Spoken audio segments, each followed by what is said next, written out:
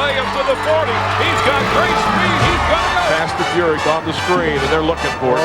He bounces off 2-3 Terry. Wilcox got the ball on the tip. Wilcox to the 10, to the 5, to the 2-yard line. All right, Jim Kennedy got a great block right side. Touchdown. Oh, my goodness. It looked like he was dead around the 20 or so. Touchdown. 47 yards.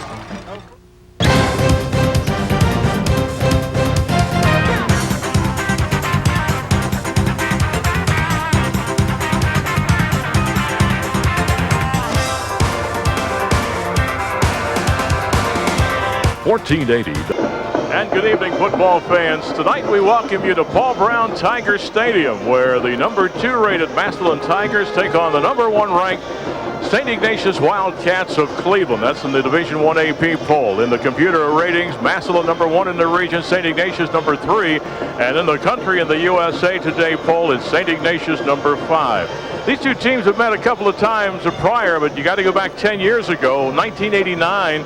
St. Ignatius by 20 points in the state semi. Then in 1991, the Wildcats by 1 point over Massillon in the state semis. And now they got a 3-year contract to play in the regular season. They play this year here, next year up at the Parma at Byers Field, and in 2 years back here in Massillon. All I can say to lead into Ed Glass is I think we're going to have a great football game, and I'll let you tell us why. Jim, I tell you what, I had the opportunity in high school to play in a couple of these kinds of games. As a coach at North Canton and in Warren, I had the opportunity to coach many of them, and now I get to broadcast them. What more could you ask for? You can just feel the electricity in the night air. It's just unbelievable. I think the key tonight is going to be who can get to the quarterback, who can have good pass protection and run their offense. Both teams are going to throw the heck out of the football. They run offenses that I love, which are multiple pro style. Let the pass set up the run, that kind of offense. And I just love to see that stuff. It's going to be a key factor as whose 4-3 defense can get to the quarterback by rushing only 4 people. You want to rush 4 and drop 7. You never want to get in a ratio where you have a 6-5 ratio. You want to be in a 3-8 or a 4-7, a rush 7, drop 4, but always be able to put more people on the rush than they have to block, or be able to cover with more people than they have to run pass routes with. So I think it's going to be key that one of these teams is going to get to the quarterback with a 4-man rush off of the front. If they don't, then it's going to be 100-98. It's going to be a high-scoring ball game, and we'll be here till midnight.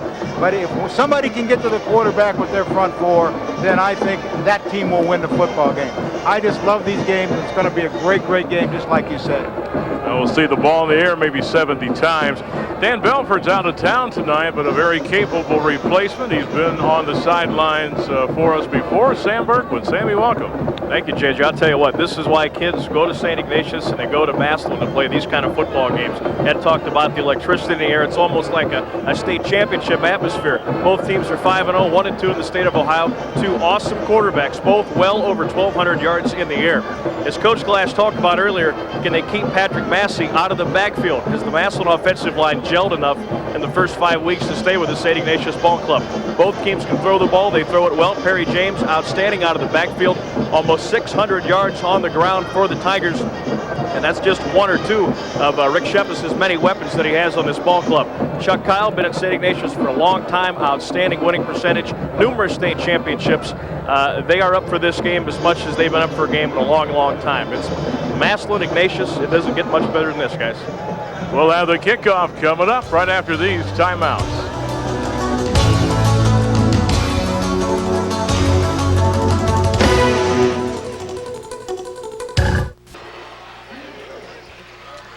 We welcome you back to Paul Brown Tiger Stadium in Massillon. A sellout crowd of 16,700 to be here this evening. St. Ignatius was sent 4,000 tickets. They returned 800. They put those on sale at the Massillon ticket office, and those went in 35 minutes. So we will have a capacity crowd tonight. As you look at the Massillon Tiger Band, they just finished the alma mater and they're waiting on their football team. They'll be coming in from the left side of your screen. St. Ignatius will be coming in from the right side. We're about 4 minutes away from kickoff. Next year, Massillon goes to Cleveland, to Byers Field, where McKinley next Saturday night will be playing St. Ignatius. And that'll be on 1480 WHBC. Our TV replay next Saturday night will be Massillon again against the Perry Panthers. And then in 2002, St. Ignatius and Massillon come back down here. It's a 3-year contract. Computer points. St. Ignatius third in their region behind Sullivan and Shaker Heights. They have 10.7. Massillon number 1 in their region with 13.75. So the Tigers right there, more computer points, about 3. We've got a minute here, Coach Ed Glass. I found it intriguing listening to you talk some strategy.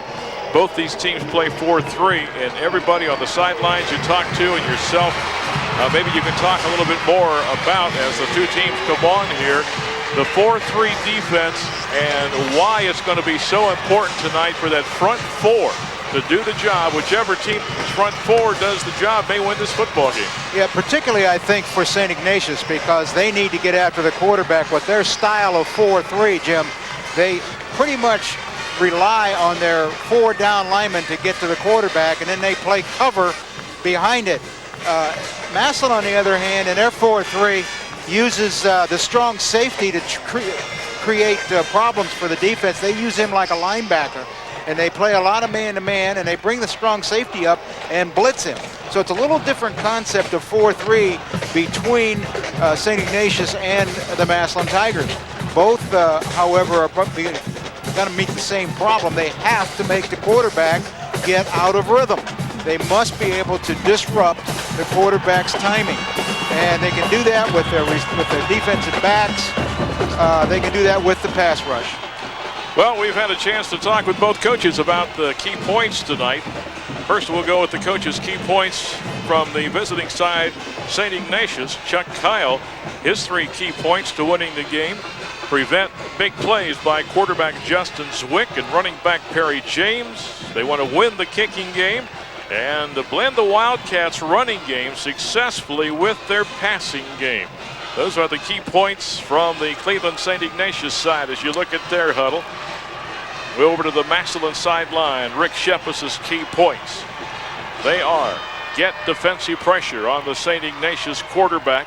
Make at least 5 big plays offensively. He wants something to happen where they can bust something with their offense. And he says we need something special from the Tiger special teams. And those are the key points from the Tiger side of things. Well, as always in a big ball game, the special teams will play a key factor. We've seen that happen before this year, where a fumbled punt or a blocked punt or a bad snap from center caused the other team to have a lot of problems, maybe even lose the football game. There's Justin ZWICK wearing number 12, the junior, and the quarterback for St. Ignatius wears number 12, Brian Pantek. He is a senior. You've got 2 very good quarterbacks tonight. And in a way, these teams are similar. A lot of things that, with their style, with their size, with their speed, with their defense, with their kicking game. So we think we've got a dandy for you tonight. Glad you're with us here on our TV replay. The gentleman teeing the football up, Miroslav Kesik. He is a senior, also plays linebacker.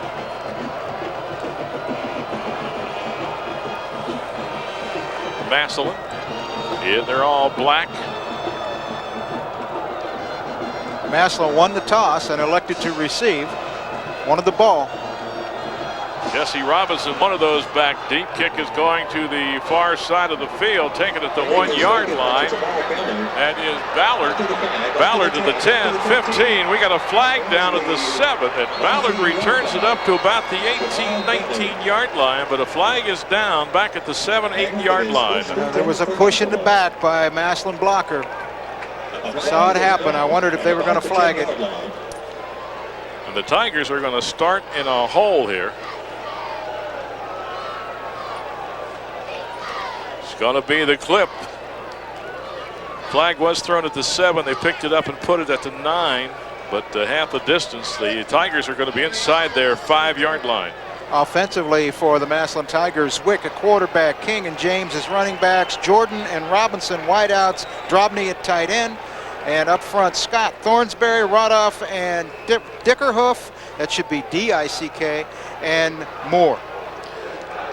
Well, the ball just shy of the 5-yard line. James set in behind ZWICK. We'll see if the Tigers put it up on first down.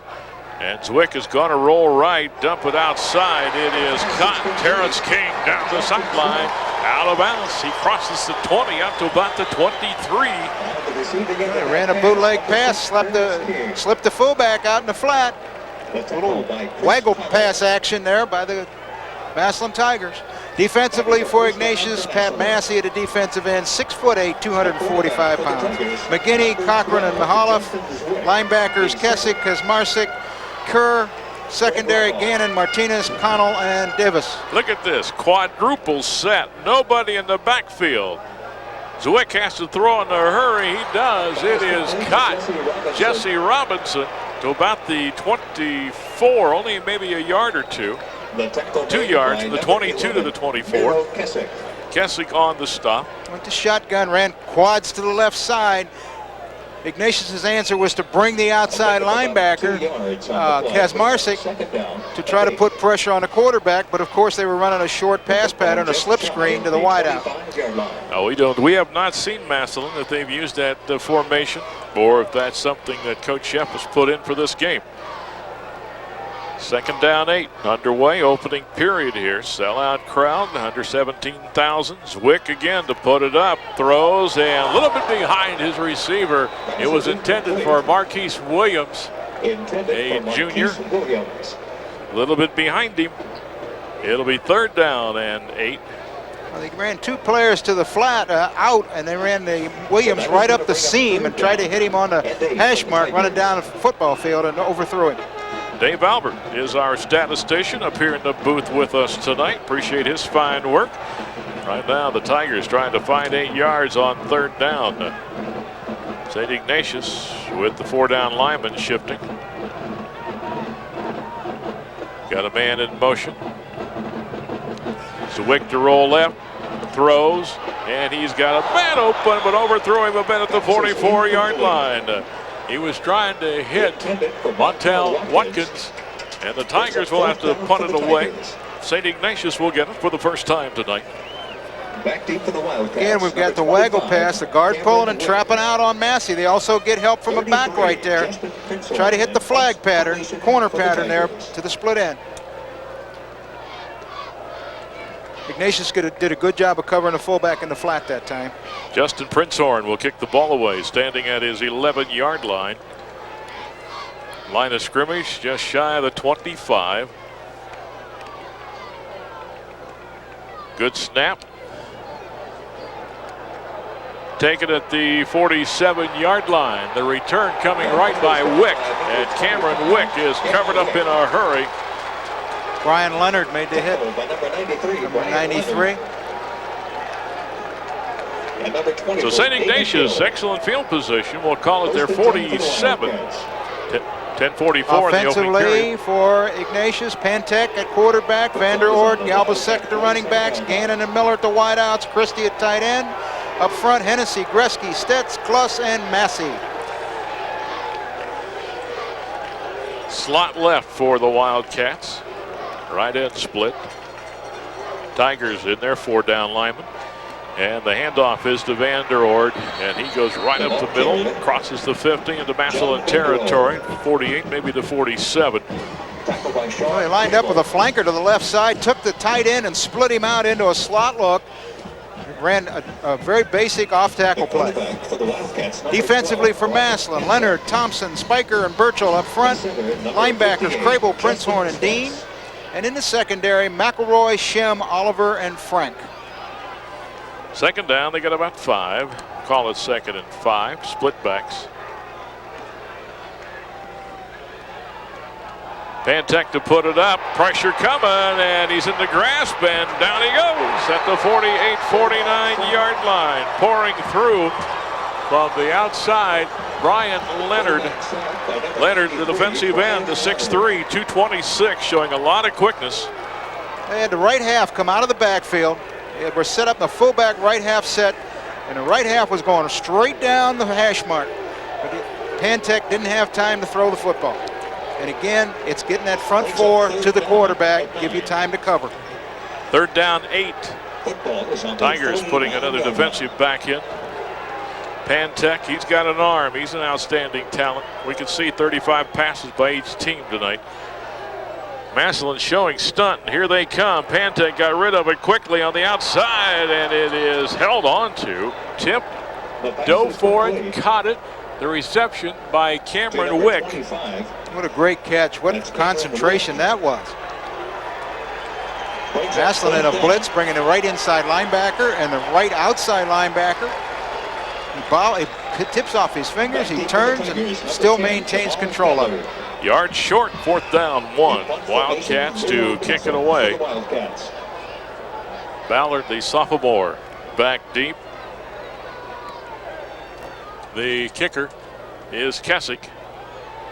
Kicks it toward the right side away from Ballard, but it takes a Massillon bounce. Will be down at about the 14, 15-yard line. And the Tigers will take over there. 1st down and 10.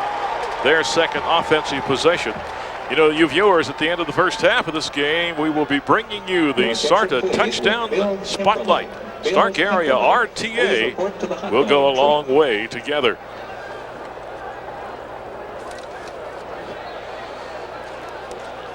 Justin Zwick will be joining the huddle. There comes Justin. And the Tigers will see what they can do this time. They got what? They won 1st down that first time they had the ball.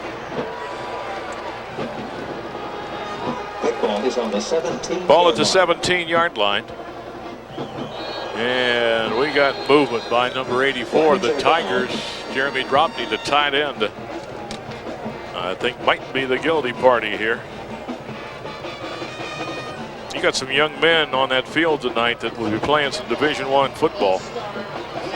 Pat Massey, the defensive end, number 72.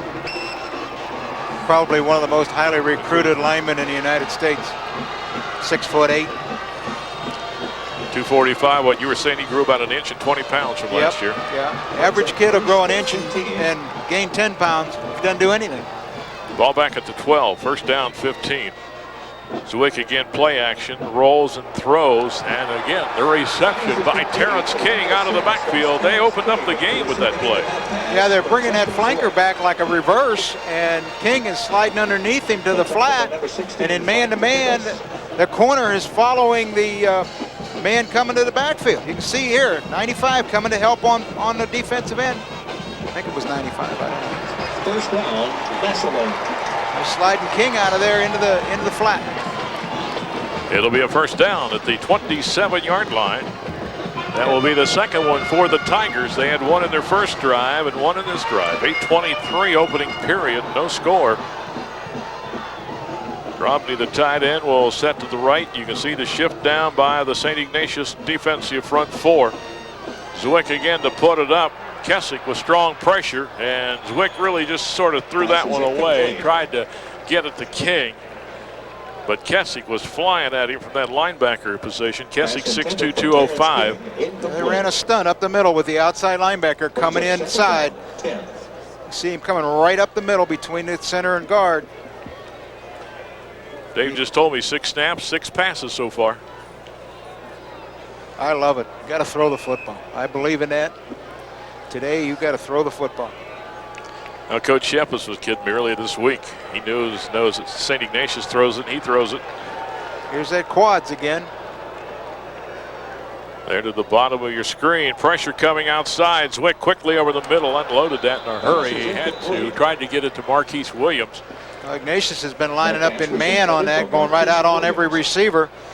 And they tried a little crisscross X cut out there with one guy going out, one guy coming in, and they jammed it up pretty good. Because Marsick was the young man putting the pressure on Justin Zwick. Clock shows 8:16 first quarter.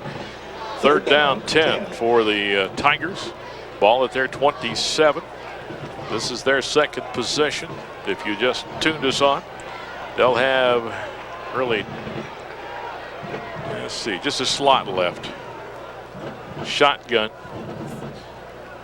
ZWICK, pressure's coming, and he is going to go down back at the 10-yard line. They only showed 3 down linemen when all of a sudden John Kerr, the middle linebacker, came pouring through, and no one picked him up.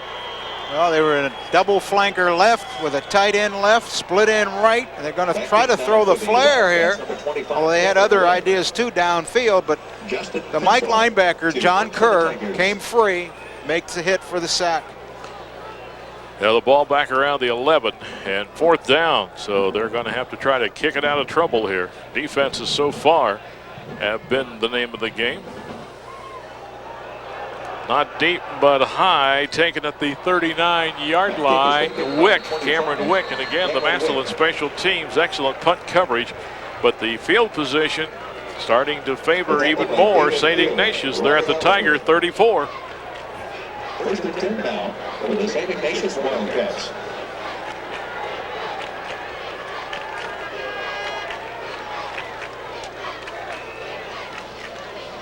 Just inside the 34, 7:30 to go in the first quarter. No score. Wildcats, their second possession.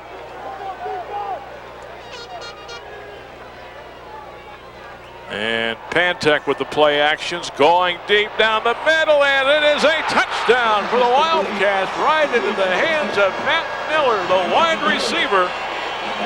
They lined up in a basic offensive set with a fullback and an offset to the right, tight end to the right, flanker to the right. Faked the ball to the tailback and threw the backside post to the split end, running down the middle. Maximum pass protection, give them time to throw. They crossed the tight end across the field to try to get some attention by the safety. Kessick to try to point after. 7:25 on the scoreboard clock in the first quarter. The kick is up and right through the upright. 7:25 first quarter. St. Ignatius has struck first. They lead the Massillon Tigers 7-0.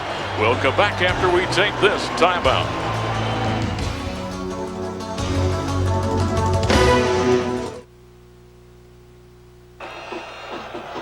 They're on the downtown Ford scoreboard. St. Ignatius 7, Massillon nothing. The Tigers need to get some field position. They've had their back to the wall the whole first quarter. Kessick with the boot. Boy, he can send it. Robinson at the goal line. Coming out to the 5, and the Wildcat special teams really doing the job. Unless Robinson can reverse his field, he's got speed, but not that much. They take him down around the 14. Let's go down for the first time tonight to Sam Berkwood on the sideline. Sammy. All right, guys, thank you very much. An impressive scoring drive by the St. Ignatius Wildcats. Listening to Coach Rick Shepis talk to his ball club, especially Justin ZWICK as quarterback after that last series, that Justin, the linebackers are coming in untouched. Get rid of the football. Also, he was telling his offensive line coaches, talk to the offensive line. He says, guys, we're in a game tonight. We have to battle. Let's go back upstairs. All right, Sammy. Thank you much. Starting at their 12-yard line. Get a second here. We'll check with Dave on the field position. Coach just mentioned they haven't had any field position. A little slant in. Nice. Excellent grab. Oh, my. Martin Keith Williams. And he is out to the 28. We got to mark that right now. Oh, you talk about making a play. Man, oh, man. Caught that little hook. Put his hand on the ground. Spun out of a tackle. ZWICK, when he catches the ball, it's behind him, which is about the only place ZWICK could have thrown it. Puts his hand down, scoots out of there, and gets out on that boundary. Massillon started from their 5, they're 17, and now they're 12. And every series they get a first down in the first play. St. Ignatius on top, 7-0. Here at the sold-out Paul Brown Tigers Stadium. ZWICK again under center. We're going to see Perry James with his first carry tonight, and Perry James is out to about the 33. 6:39, clock moving, first quarter. Is that their first running play? Yep, first running play. They had thrown it, Dave tells me, 8 times. We have 1 sack that figures into that, but still it's the first called running play. Clock running, 6:21, first quarter here. 7-0 St. Ignatius. Massillon at their 33. As Coach Glass mentioned earlier, alluded to, their field position's been horrible, but you give credit to the Wildcats for that. They have covered kickoffs very well and punts very well. ZWICK to put it up. Pumps, looks, throws middle, and another nice catch, knee high, by Marquise Williams. Gets another first down. Very close to it. Get the spot. Yep, first down. That's 4 first downs for Massillon. Took the split in and hooked him into the inside. The motion man ran out to the flat, and they hit him on the hook pattern on the inside. Sees ZWICK looking to the flat. He's back and throws it to the hook, coming over the middle. CCI maybe up. Slot right. St. Ignatius 3-4-5. They're stunning. Massey coming through. The pass is incomplete down at the 48-yard line. What Massey looked like he hooked and came around on a stunt right up the middle. The big guy, 72. Well, that's, if they're doing that with a down lineman, I didn't notice it. It could be what they call a twist, where the tackle comes out and the end comes around behind, comes in underneath. That's what I'm talking about with disrupting the quarterback. He had to throw it early. Did it with pressure by the defensive line. ZWICK 5 of 10 for 58 yards. Massillon right now, 2nd down and 10. They're at their 40-yard line. This is their best field position. Quads to the right this time.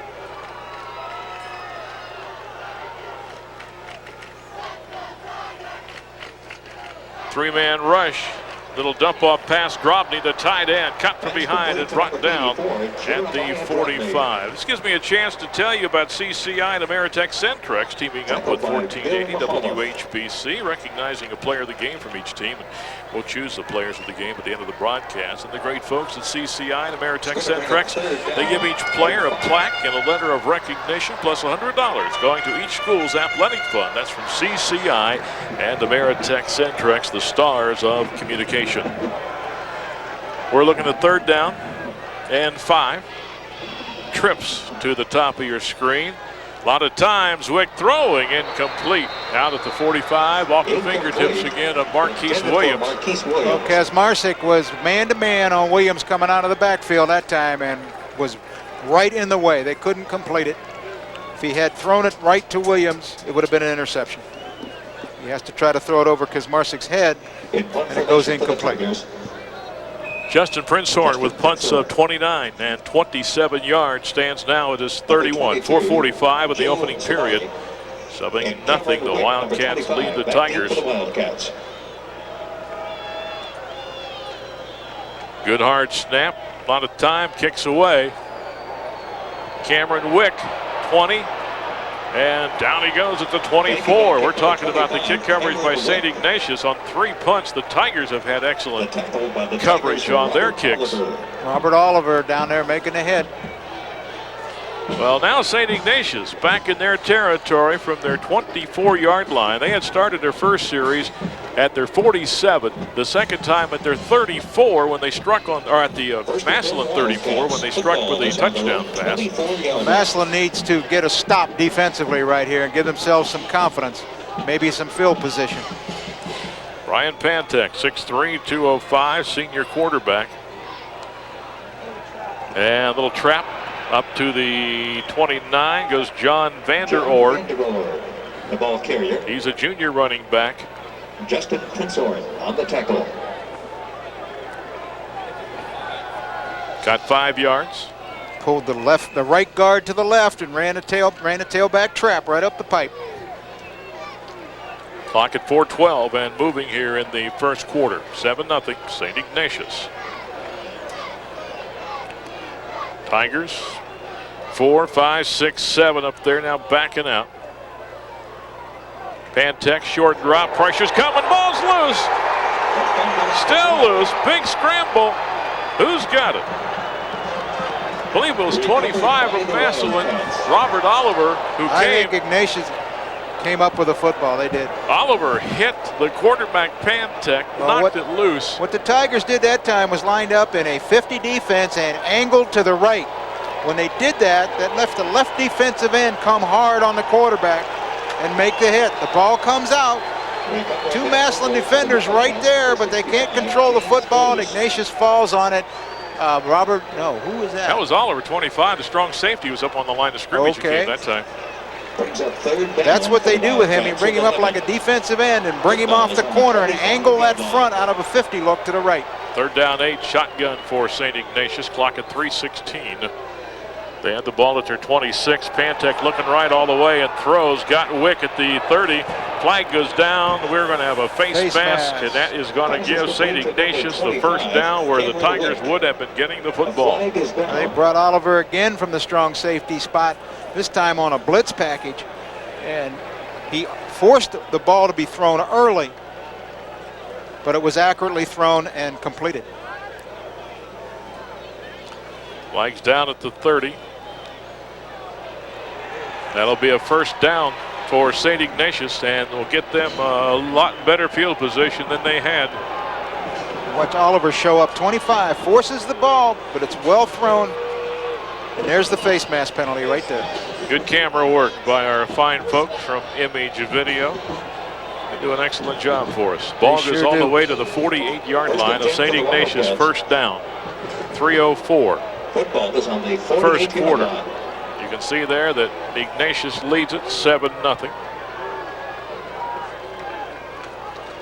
Vanderort, left side, got a big hole in the Massillon territory, down to the Tiger 44, maybe the 43-yard line. Tackled by Robert Oliver. Roy Hennessy, one of the tackles over there, 6'5", 250. Stetz is the center, 6'2", 265. They list their left guard, Gretzky, about 200 pounds. Gain of 8 yards on the play, which is 2nd down and 2. This play can hit off tackle or bend back. He bent it back and found a big crease. 2nd down, 2. St. Ignatius up 7-0. And Vanderord tried the right side that time and ran into 3 of the Massillon Tigers. Sean Crable, a sophomore, one of those right there, number 2. Sean Crable. And Justin Prince-Horn on the tackle. Prince-Horn, the linebacker. Another one in there. It's going to bring up 3rd down. 3rd down and 1. We'll give him a yard. Ball's at the Tiger 44. They need the Tiger, really the 42 almost. So we'll call this a long yard. See if Pantek puts it up here. Up Vanderord, left side again, and got the hole. I'll tell you, Hennessy, the left tackle, is throwing some nice blocks. And that opened it up to the 40-yard line, and another 1st down. Frank on the stop for the Tigers.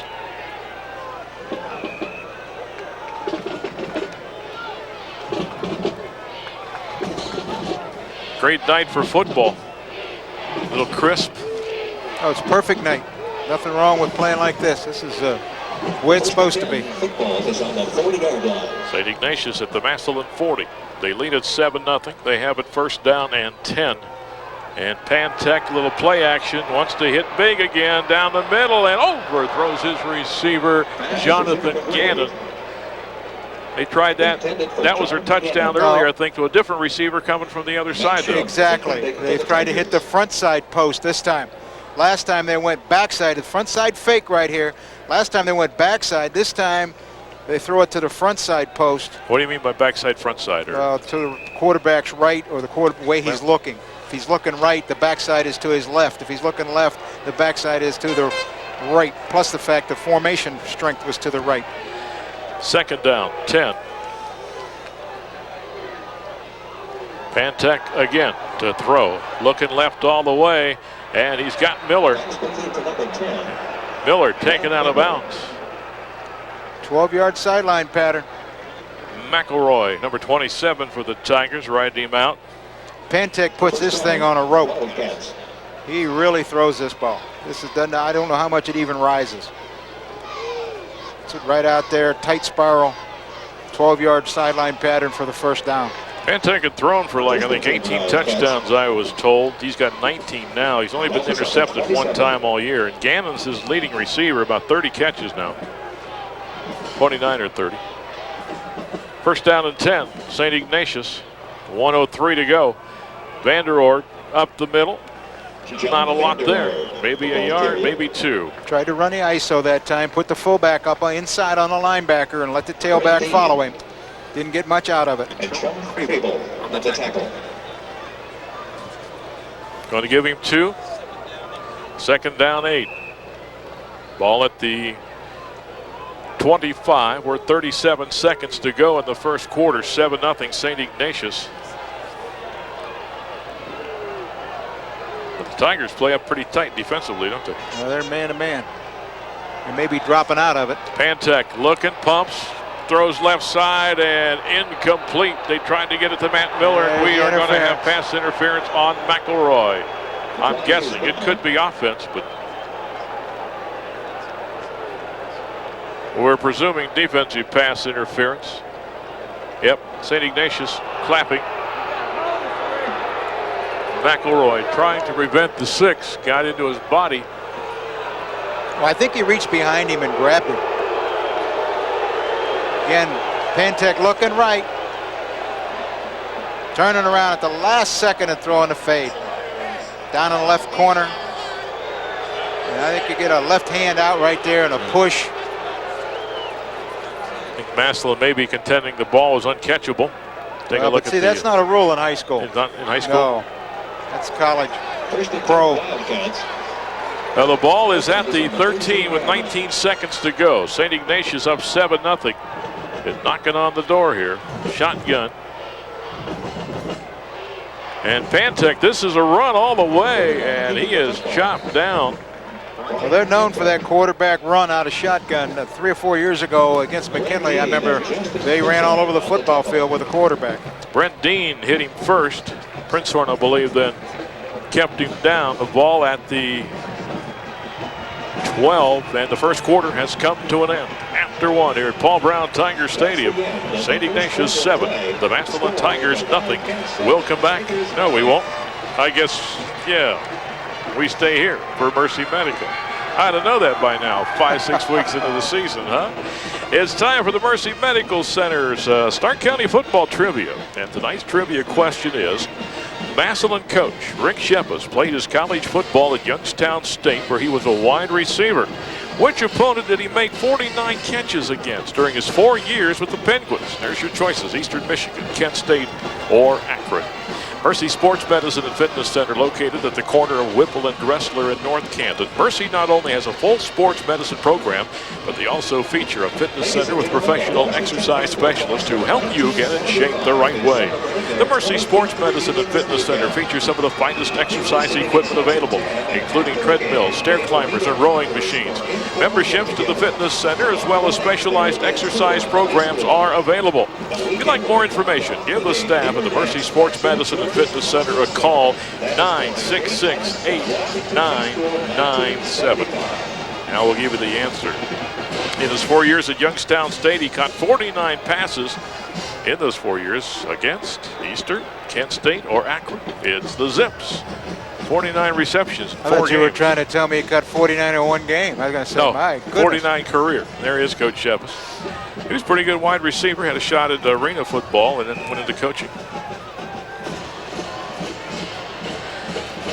Well, the Wildcats, Dave figuring up the first quarter statistics, but right now, St. Ignatius knock it on the door.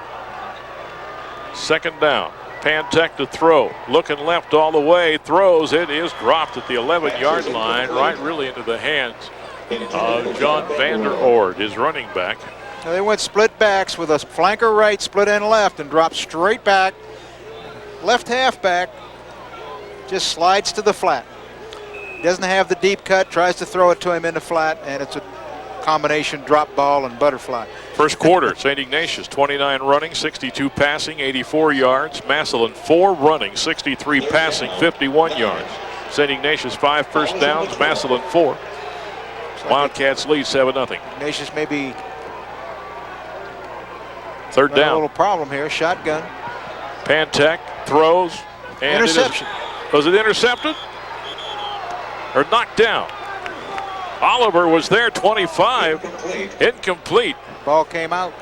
Oliver made a nice effort. We should get a field goal here. And St. Ignatius is going to call timeout. Tried to get the wide out, breaking back up from the end zone to the pylon.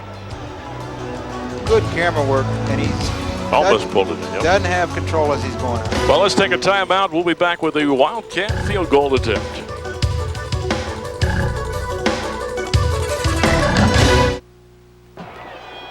Well, we come back right when they try the field goal, and it is booted right through the uprights.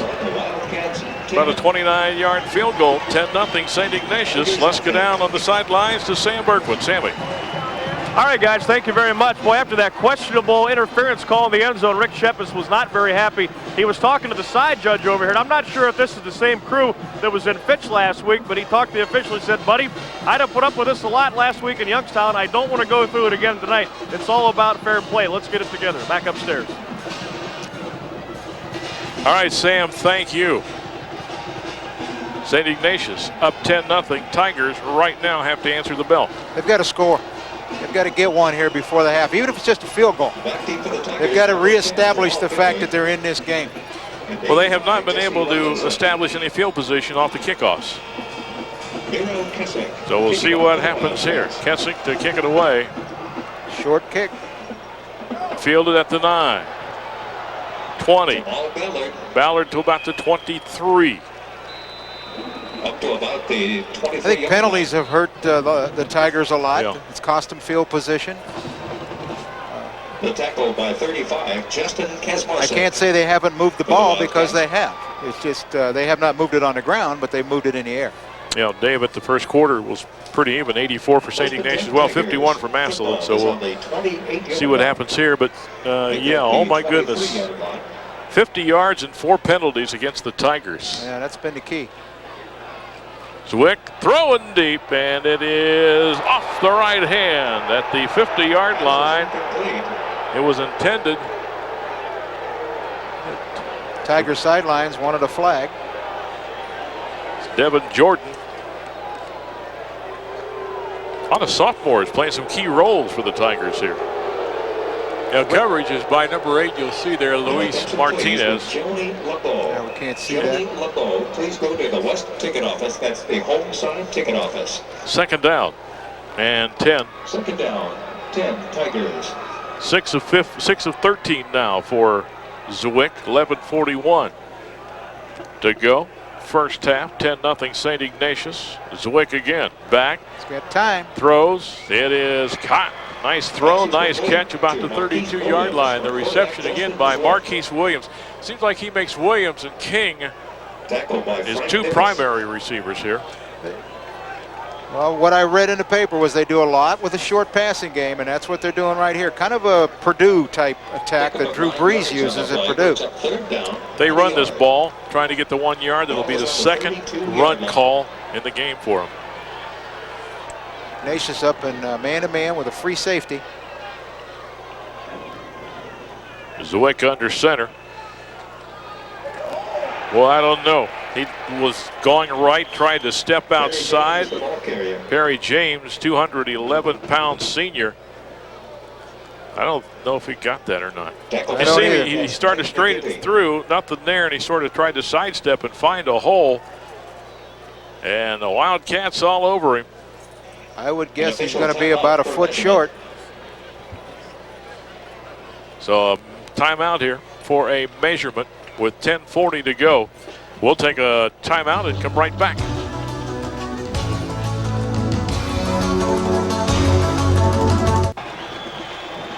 There you can see how short they are on the downtown Ford scoreboard. 10-0. Big play. They're going to go for it, or they're going to try to draw him offside. I can't believe they would go for it, not make it, and give St. Ignatius the ball right down there. We got 10:40 to go in the second quarter. I don't know about that. Now ZWICK calls timeout. Little confusion. Rick Shepis, the head coach of the Tigers, got his team rolling. 5-0, walks out, and we'll talk to his players. They would kick the ball away. They'd probably get it about their 40-yard line, I would imagine. Well, I could understand going for it, I think, if it was the fourth quarter or third quarter or whatever. Fourth quarter, I would think. But deep on in your own territory in the middle of the second quarter. Well, how would you like to win an 8-day vacation in Hawaii and go to Pro Bowl 2000? The Pro Football Hall of Fame, Campbell Oil, and your local Stark County Shell outlets offering 2 lucky winners round-trip airfare to Honolulu, a 7-night stay at the Sheraton Princess Hotel, a chance to meet the Hall of Fame enshrinee class of 2001, and 2 tickets to see the Pro Bowl 2001. This trip, 29th of January through February 6th. Stop by any local Stark County Shell outlet and sign up. They do go for it. Quarterback sneaking, I think he made it. Gutsy call on the part of Coach Shepis. Yeah. Let's go down to Sam Berkwin while they unpile. All right, guys, real quick. After that third down play, there was no doubt in Rick Shepis' mind. As soon as they brought the sticks out, he saw they were short. He said, guys, we're going for it. Let's go back upstairs. You're right, gutsy call. Yeah, I've done crazy things like that in one-ball games, but well, you're a crazy person. Yeah, I know. He's sane. I'm not. I was just thinking. I went for it against Cincinnati Moeller on my own 13. Is that the year you got fired? No. Shotgun for the Tigers with that first down. Little swing out pass, and it's gone nowhere. Boy, they had that one covered up. One thing it probably does for your team is show that you've got confidence in them. Let's go out here and do something now. That pass was caught by Perry James. They defended that real well. They've got that outside linebacker, Kazmarczyk, on that swing pattern out of this shotgun look, man-to-man. Plus the defensive end comes off of the block of the offensive tackle and gets in on the tackle. 15. Second down, 15. 9:43 first half. Bo Schembechler at halftime. Sam Berkwin with a short chat with the former head coach in Michigan. He's here to help Denny Franklin being honored, going into the Massillon Hall of Fame. ZWICK rolls, throws right on the money, about the 37-yard line. The pass reception grabbed by Montel Watkins. Well, ZWICK got a chance that time to roll out, give himself some time to throw. This side over here had no contain, and he rolled out that way and put the ball on the money to Watkins. Third down, 7. Third down, 7 for the Tigers. They need another first down. They trailed 10-0. They'll go from the shotgun again.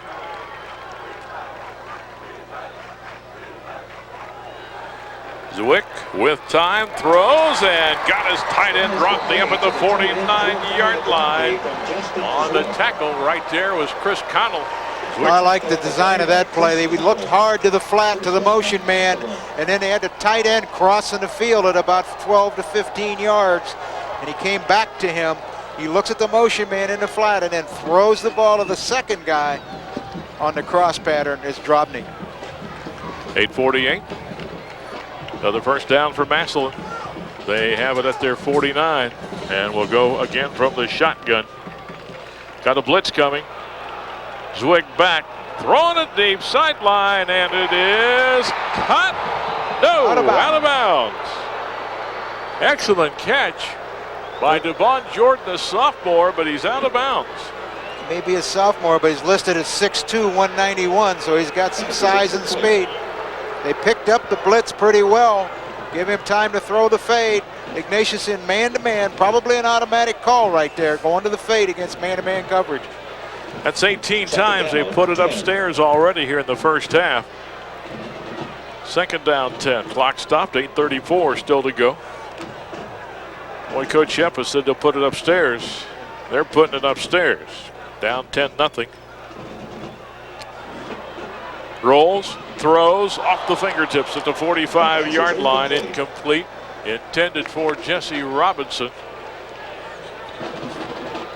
Massillon offensive line doing a pretty good job of picking up the Wildcat defense.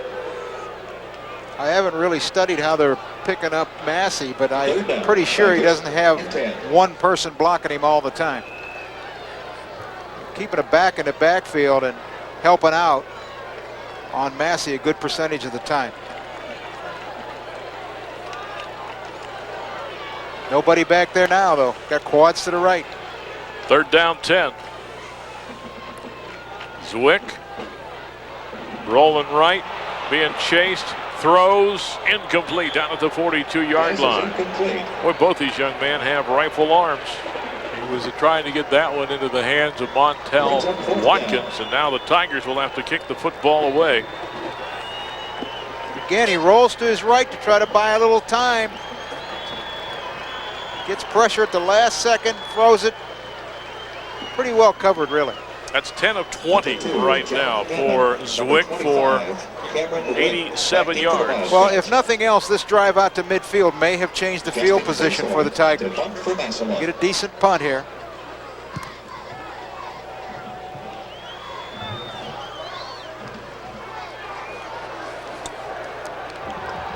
Taken at the 13-yard line by Wick.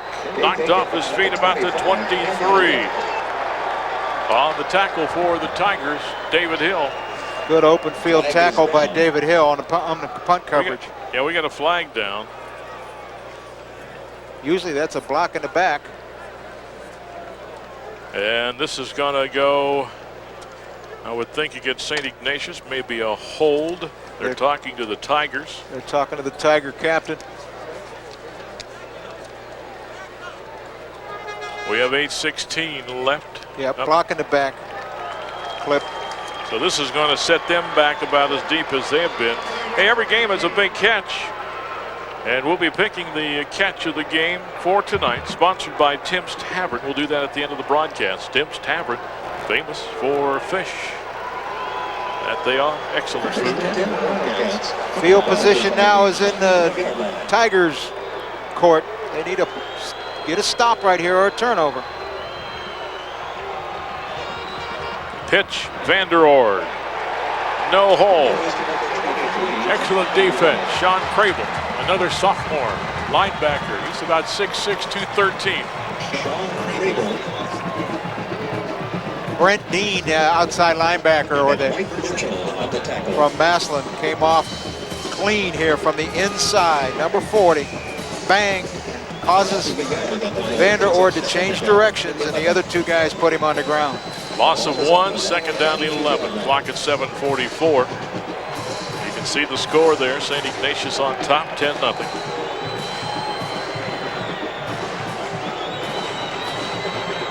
Pantek, the senior quarterback, has his tight end to the right. Short drop throws. Miller has it. 15 out of bounds. About the 17 or 18. Did a nice job that time of picking up the strong safety Oliver on the blitz. He tipped it a little bit early, and the tackle saw him and picked him up on the blitz. McElroy will take Miller out here. That left the flat open. Right into our cameraman on the sideline. Third down 2. Somebody wants a timeout. We hear whistles going. And hang on here. Not sure what happened. I saw a couple of the St. Ignatius coaches start out on the field. Whistles blew, but now we're going back to action. I think one of the Massillon players ticked the ball back to the yard line. 3rd and 2. We go back to action. Vanderoord tried to get the first down. Real close. Second effort. They had him at the line of scrimmage, and he lunged forward. Tackled by Robert Thompson. I don't think he's got it. No, he's going to be about a half a yard short. 6:56 clock running, and we now will have an official's timeout here. St. Ignatius likely to kick the football, but Massillon, well, we're going to bring, I guess Chuck Kyle wants to know just how much he has. Well, but they don't have to honor that request. If he can request it all day, if the officials don't think it's a first down, they don't need to do that in high school football. I honestly don't know why they brought the chains in, because it was obvious that he was almost a whole yard shy of the first. They normally honor that request, though. No, they don't. Don't they? No. Well, only if there's any doubt at all in their mind. As a viewer or a fan, you don't know when they turn it down. You just know when they. Well, I was over there, and I know how many times I asked for them to get it to measure it, and they told me get lost. Wildcats to kick it away. Kessick standing in his 5. Line of scrimmage about the 23. Boy, he hammers one. Backing up at the 38-yard line. Fair catch taken by Jamal Ballard. First down and 10, Massillon from their 39-yard line. St. Ignatius hanging on to a 10-0 lead. Massillon's losing about 10 yards when they exchange punts. The Ignatius kicker can hit it farther than the Massillon kicker. When they exchange punts, why Massillon loses about 10. On 1480 WHBC tomorrow night, we have Canton McKinley, Cleveland Heights. This is Saturday night. If you're watching this Saturday, of course, it's tonight, 7:40. Salmon Day will be at Fawcett. The Bulldogs and the Tigers of Cleveland Heights. That's a 39. ZWICK, Perry James. James, 45. Came close to getting a little bit more, but he'll get about 6 right there, maybe 7. Well executed tailback counter. Perry James, a lot stronger this year, a little bit quicker. Lets the left guard pull. You see the slot back coming through instead of the tackle. Usually it's the tackle pulling. They don't do that. They bring that slot back up in there for the linebacker. Perry James pops it in there for 6 yards. And it'll be 2nd down 4. Perry James 11 yards and 3 carries. They're gone to the shotgun on 2nd and 4. ZWICK back, looking, throws, incomplete. Drobny looking for a flag on a push in the back. Well, I think that may be a legitimate complaint. I feel that just from what I saw just now that he did run over him. He finds the tight end Drobny on the cross pattern. I don't know if we've got it here or not, but he gets pushed in the back. And there is no such thing in high school football as an uncatchable ball. That might not be called in the NFL or in the NCAA, but in this situation, that's interference. 6 minutes, 2 seconds to go in the first half. St. Ignatius 10, Massillon nothing. Tigers 3rd down and 4 at their 45. And again from the shotgun. Little out pattern, caught, 1st down at the 50. Now we got the flag. The pass was grabbed by Terrence King. And I think, was that Massey out there covering him? Yeah, evidently they do that. They drop him off into pass coverage in certain situations because of his wingspan. He's so big. Here he is pursuing. No, there's Massey there. Yeah, somebody else caught him earlier. Push out of bounds cost him a penalty on Massey. This is going to give the Tigers their best field position here in the first half. If they can do something with it there at the St. Ignatius 35. You know, I read that in the paper this week that because I was reading everything I get my hands on to find some things out about St. Ignatius. One of the comments I read was the fact that they do drop him off every now and then in pass coverage. Timeout called. We'll take a timeout. We'll be back.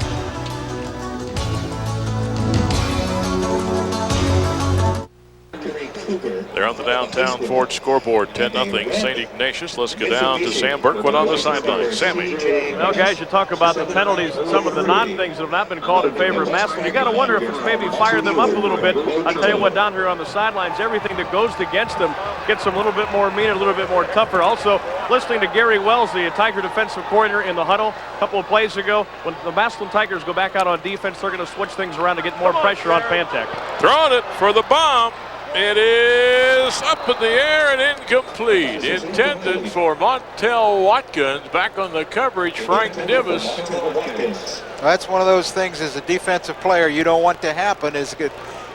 That ball was underthrown and back to the inside. And at that point, he had a chance to come back underneath and make the catch because the defensive back doesn't see the ball. He's got his back to him. He's playing man-to-man. Now he peeks right there. He came back behind him. Could have made the catch, but it was a tough catch. 11 of 23 already in the first half with the Tigers. Still 5:53 to go. They may throw this thing 50 times themselves. Pressure coming. Throws incomplete. He just had to unload that thing in a hurry. Tried to get it out to Watkins. It's a big heat by those defensive ends. Massey from one side, Mahala from the other. Who's not little. He's 6'3", 245. He's little next to Massey. Yeah. Well, 245, still the same weight. Massey about 6'8". Saw him coming there, and he needed to step up there, and he didn't do that. He's got to step up in that pocket and let those ends go around behind him. That's a 35. It is 3rd down 10 now for the Tigers. 5:49 on the clock. They have trips to the top of your screen. They trail 10-0. St. Ignatius, I think, came across too quick. I think that's encroachment. They were sending one of the backers, Kessick. Kessick got there before the snap. Maybe not. Maybe a lineman twitched. It looks like it's going to go against Massillon. I guess you're right. Well, it was very visible to the naked eye from a distance like us that Kessick was flying through there, but somebody but apparently he may not have been move. offside. You know, I don't know if we've got that replay, but if he was offside, well, then it's a bad call. But if he just threatened the line of scrimmage and stopped short of the neutral zone, the guard can't move. And apparently someone on the offensive line did move. Another 5 yards. How much? 55 yards, Dave tells me. 5 penalties for the Tigers in this first half. There's your quad to the top of the screen. 3rd and about 15. ZWICK throws, and it is hot. Touchdown, Tigers! ZWICK put it right on the money, and a great catch by Massillon Washington. What's crazy about that is he had the fade open down the sideline with nobody covering it. He threaded it between 2 defenders to Massillon Washington. They've got a split end running this fade down the sideline. They've got Watkins running this. See, there's nobody on the wide at the top of your screen. Well, 16 never knew where the ball was. Man to man underneath. Well thrown ball. We might also put that catch in our hopper for consideration. At the end. Now what do we got? Too much time here? 5:40 to go in the first half. It's 10-6. Abdul on to try the point after.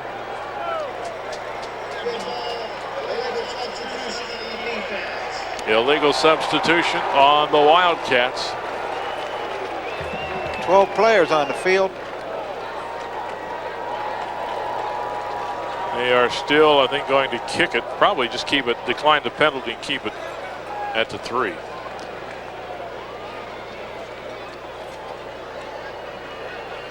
David Abdul to do the kicking. Marquise Williams to hold. Abdul figured to be a weapon in this ball game for the Tigers, but they really have not had the field position where they would be able to kick the field goal. It is down, it is up, and it is right through the uprights. So we've got 5:40 to play in the first half, and the Tigers have come back. Now Cleveland St. Ignatius 10 and Massillon 7. Hey, stop by Fuddruckers, located in Thursday's Plaza, and vote for your favorite Stark County High School or college team. Do it now through October 29th.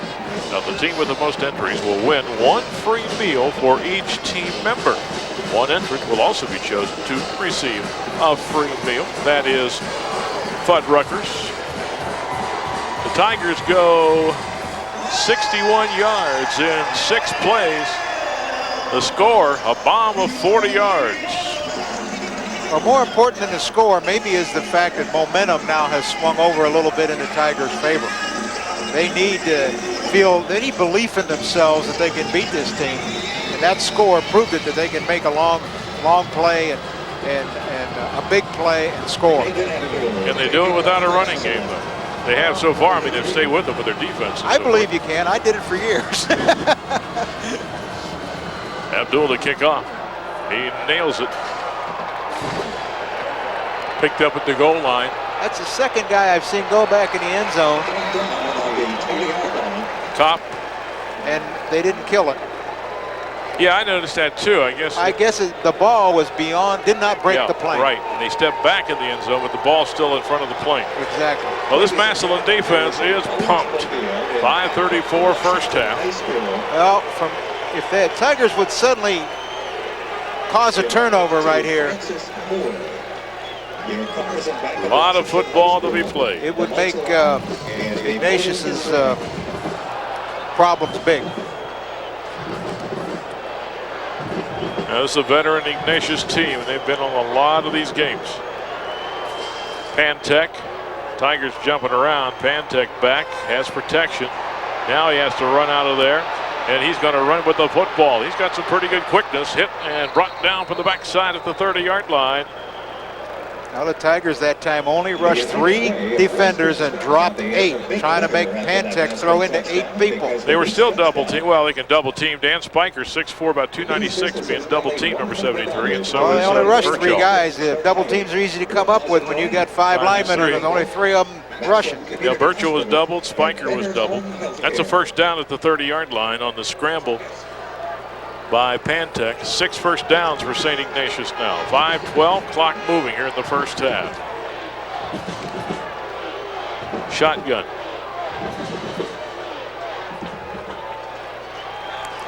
Pantech, out pattern. Did he grab it? No. He dove for it. Jonathan Gannon, their leading receiver, but it hit the turf. Trying to hit this sideline pattern. Only a 4-man rush by the Tigers this time, dropping 7, covering all 7 zones. Pantech is 5 of 9 for 71 yards. Clock is stopped, 4:58, second down, 10. Football is on the 30-yard line. Full house here, 16,700 or so. Shotgun, a lot of time. Throwing it deep for Miller and incomplete down at the 38-yard line. Oliver or McElroy, 27 back there running with him. Massillon playing that double safety look a lot of the time. They're trying to hit that post cut down the middle between the 2 safeties. Got a little help out of the weak side safety that time. He started to come back underneath on that one. Third down. 10. Again, a little short shot with Bo Schembechler at halftime of our broadcast. In town, Honor Denny Franklin. Third down, 10, 4:53 in the half. Shotgun again. Tigers showing stunt, but they're just bringing 4. Pantech forced out, throws, and it is overthrown. They were gone deep for Gannon. Overthrew him. Coverage back there by Shem. And the Wildcats will kick. Last 2 possessions, they are 3. Well, they got a first down on this one, but they punted their last 2 times. They've had 2 nice drives, 1 a touchdown, 1 a field goal, but the Tiger defense has tightened up a bit. 4:46. Massillon playing good coverage on the underneath cuts. Looks like they may get a rush on the punt. There's There's the boot. Boy, that thing is high by Kessick.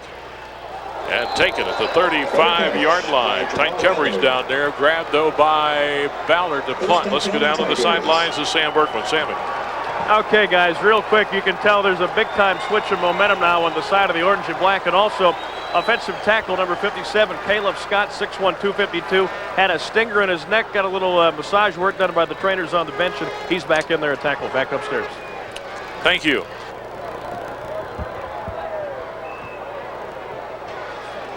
.440 left. Got quads to the right, shotgun. ZWICK looking right now, goes back left, and Drobny, the tight end, just can't reach it. Split Drobny out as a tight end way away from the quads. The quads were to the right, and they just tried to run him on a fade down the sideline. Kind of a surprise move. Probably not your fastest wideout. But Martinez covered him. They had a corner on him. 4:35. They were hoping Martinez went to sleep. Ball at the Tiger 35-yard line. We played an hour and we still got 4:35 in the first half. We told you it's be a long one tonight. And the Tigers are surprising me with the frequency that they're putting it up. ZWICK throws off the fingertips of the intended receiver at the 38-yard line. A little bit high for Jesse Robinson, who's 5'6". Needed to be about 5'11" there. ZWICK now. Let me check with Dave over his shoulder. How many times? 27 passes. 12 of 27. Is that amazing? 27 in the first half. 4:32 still to go. Football is on the 35-yard line. 35-yard line. Third down, 10. Trips to the bottom of your screen. Got a man in motion to the top. Shotgun. Pressure coming over the middle. It is grabbed by Williams, and Williams is out to the 36. So A lot of running, but only getting about 1 yard. Now, Williams went in motion across the formation, and Ignatius blitzed the outside linebacker. And immediately, ZWICK dumped the ball off right where the linebacker left from. Tigers to kick the ball away. 4:05, clock moving. This will be the 5th punt of the first half. Justin Prinzhorn, a junior, will do the punting. Wick back deep at the 33, no pressure. Wick running to his right, will field it to 35 and down at the 38-yard line.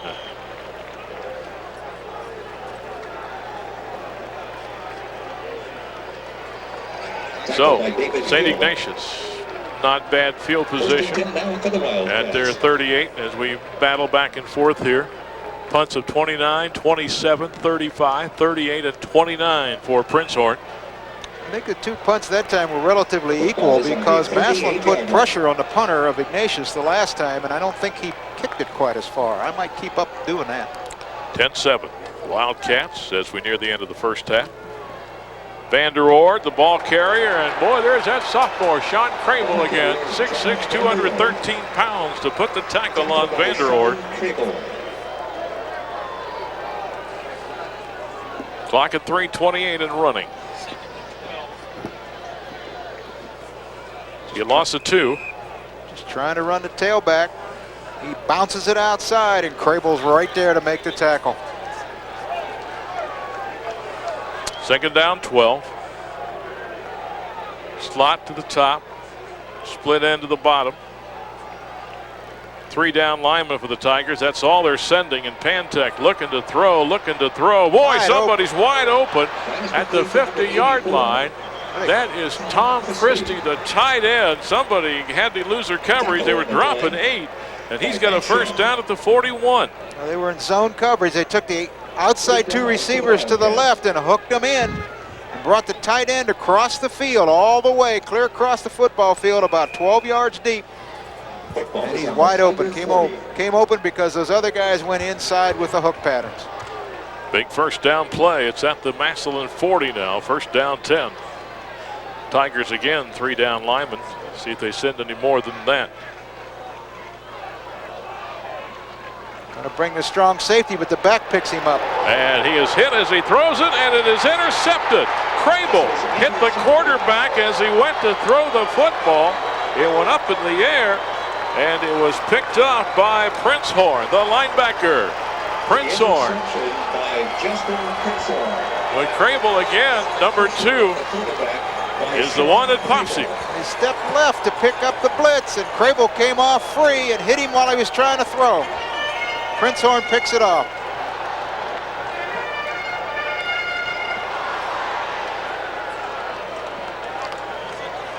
Tigers at their 36. 2:30 to go in the first half. As they get the ball back. 10-7, St. Ignatius leads. Massillon a little bit confused. Justin ZWICK looks to the sideline, and Rick Shepard says, take a timeout. So timeout called by Massillon. Let's go down to Sam again. Sammy. All right, guys, I'm over on the Ignatius sideline right now, and after that last punt by the Tigers to Ignatius, you could hear Chuck Kyle telling his troops, guys, it is really important, almost imperative. We want to get a score before the end of the half. Well, obviously that didn't work out. The interception by Prinzhorn, and momentum is back on the side of the Tigers. Let's go back upstairs. All right, appreciate that, Sam. 2:30 to go first half. We've got a dandy. 10-7, St. Ignatius. Massillon substitutes by formation that they're going to be in. The different kids come in at different positions, wideouts, tight ends, or whatever, according to the formation, which is the same thing I used to do. And at that point, somebody was not in the football game that needed to be in the game in order to run that formation. I think one timeout each team, maybe, with one timeout left. Tigers right now have that quad set up to the top of your screen. You can't see it, but there's there you can see it. There's 4 of them out there on first down and 10. St. Ignatius going to 3 down linemen now.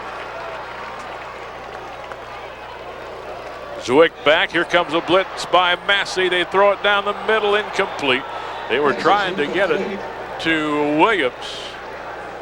On the coverage there was Divis. Boy, I'll tell you, when Massey comes through there at 6'8", right up the middle, Yeah. he's going to block your view.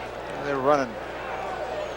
I don't know if they've got a stunt going here or not. I think they did. I think they stepped the tackle out and brought Massey around on the inside. He came off free. The reason we're seeing a lot of just 3-down linemen now, they're throwing the ball so much, both teams. Tigers were using 3-down. Well, I think what the Tigers have gone to is more of an idea of let's cover rather than blitz, because they weren't having much success blitzing. You can see St. Ignatius there with 3-down linemen. Although they're going to stunt. They've been stunning. Well, I tell you, Barry James just took 47 of St. Ignatius, John Kerr, who's 230 pounds, and put him down. We got a flag down. I think it's a motion penalty on the Tigers, possibly. Lots of penalties.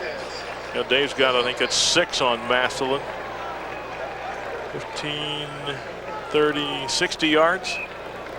6 penalties, 60 yards. 2:23 still on the clock.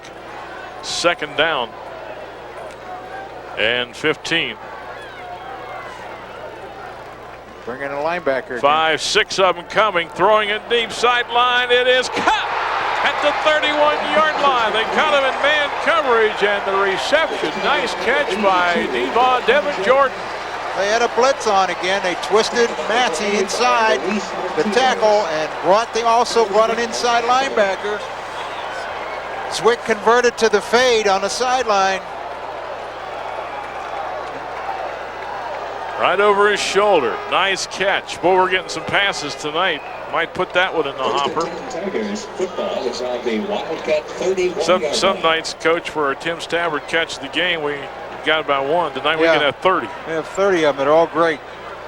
2:18 to go. Massillon trailing by 3, but they're at the 31. It's been up. We got movement on the Tiger line. Stepping back a little bit too quick. Caleb Scott. Flags are down. I've never seen Dave's stat sheet with this many passes in the first half. What, 30 now? 30 passes. 13 of 30 for 171 yards at a quick look. Wow. But the Tigers are back 5 more yards on the penalty. That's 65 yards in penalties. 1st and 15. Blitz coming. He'll throw it deep again. It is caught down at the 1-yard line. The reception made by Devon Jordan. I'll tell you what, that's 2 in a row he made. Wow, he's just a sophomore. 6'2", 191-pound sophomore. Martinez trying to stay with him again. He's got him one-on-one down there. They brought the outside linebacker. No, that's the Mike linebacker. John Kerr putting pressure from the outside. Just took him out of the middle, stuck him out on the end of the line, and brought him. Nobody picked him up, but ZWICK through the fade. And Jordan makes the catch. Ball at the 2-yard line. I'll bet we see Perry James now. Maybe we won't, knowing Coach Shepis and this offense. Uh-oh, they fumble the ball, but Perry James is right there, I think. Scott ZWICK lost it coming away from center, but Perry James, I believe it was number 20 that was right there to fall on it. Recovering that fumble. So Justin ZWICK just didn't get the snap, and boy, Perry James jumps in there and grabs it. I'll tell you what, I don't know how he got that ball. Loss of about a yard. Massillon's going to take a timeout. I think that is their last timeout. Dave tells me it is, because they do not want to blow the scoring opportunity. They have 3 shots at it from the 3-yard line. 228-250. Remind you about tonight on our Saturday night on 1480. We have McKinley at Cleveland Heights, 7:40 the pregame. On Sunday on the AM, it's the Indians and the Blue Jays, Cleveland's last regular season game. And we'll have the Browns in Baltimore on Mixed 94.1. That's 11:30. They say 8,000? Yeah, the 50-50 payout's over $8,000. And I didn't buy a ticket. We could retire from this broadcast. I was going to say, if they call my number, you'd be doing the second half. Yeah, be doing it by myself. So anyway, mixed 94.1 for the Browns. Sam's Steps going down home. to, He won it. Hang on here. We got Sammy standing by, but we got maybe a big play coming up here for the Tigers. 1:40 to go. They're a little confused. They have no more timeouts left. They're going with 2 tight ends, as you can see. Well, no, check that. Tight end to the right, wing to the left.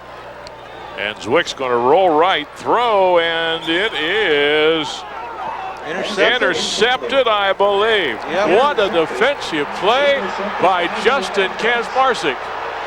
He picked that off at the 1-yard line.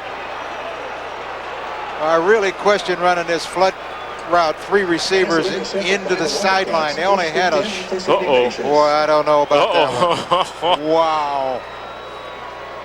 Run that back in a second. Right now, let's get down to Sam Bergman. Sammy. All right, guys, I'm right down here where that interception was, and I don't know. I don't think he was quite in bounds. Also, you want to check out Justin ZWICK's left hand. He injured it 2 plays ago, but kind of shaking it, looking at it. Let's keep an eye on that situation. Back upstairs. All right, thank you. If we can, I want a great shot. Let's take a look at that again, Mike. They hand it off to Vanderoord coming out of there to the 5, 8, 9-yard line. Vanderoord. 1:30, the clock moving in the first half. See, I'm not sure on the interceptor here has control of the football as he goes out of bounds. Timeout, Wildcats. He's got it. No, I know in the NFL they would not rule that a catch. St. Ignatius takes their final timeout. The ball at the 9. 1:22 in the half, 10-7. St. Ignatius, as the Tigers got to the 2, lost a yard on a fumble, but then elected to throw it on second down. Massillon tonight has run 5 plays. They have 16 yards, or 12 yards in 5 carries, running plays. And Dave has, see what's that, 26, 28, 30, 32 passes.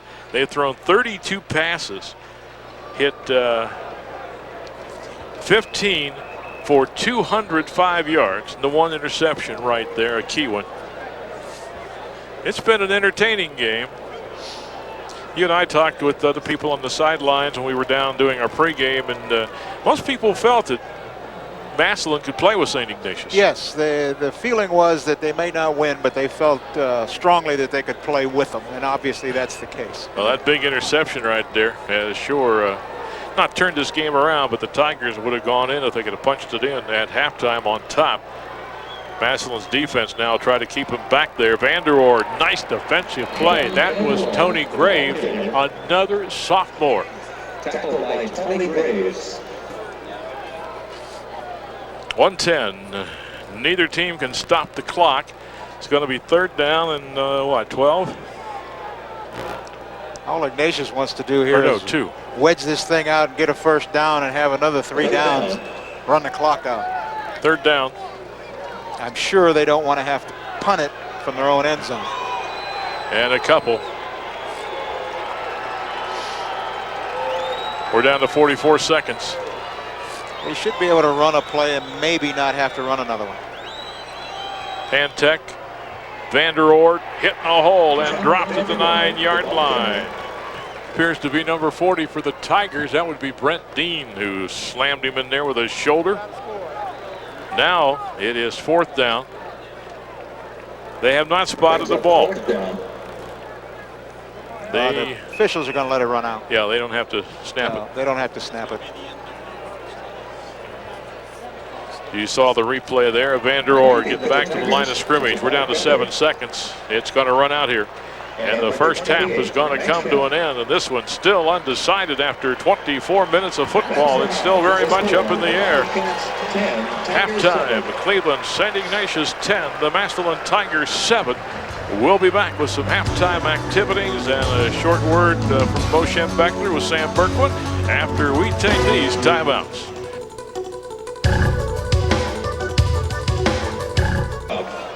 And 23, Joe Vanderoord.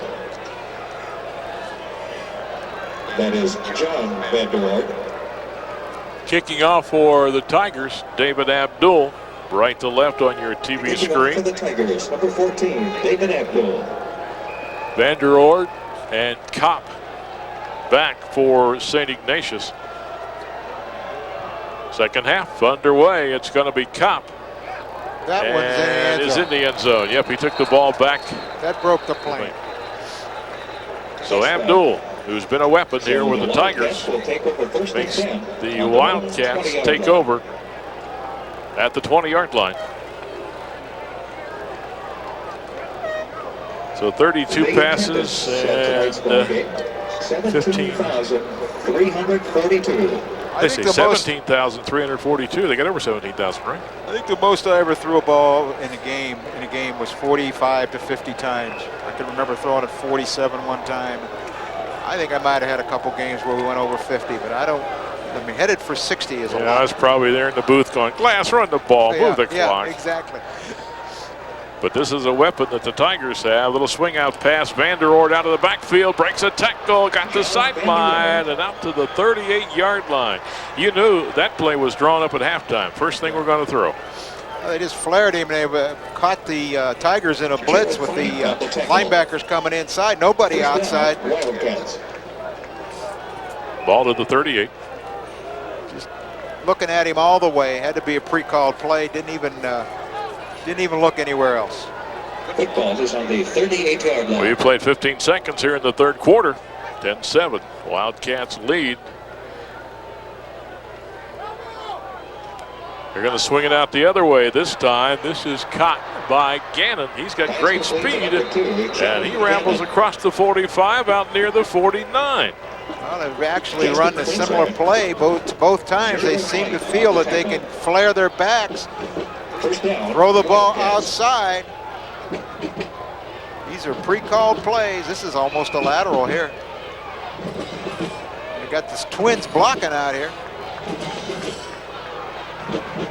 Trying to maybe control the inside linebackers from blitzing. 11-16. First down 10. Tigers coming with a blitz, and they're going to take Pantek down back at the 40-yard line.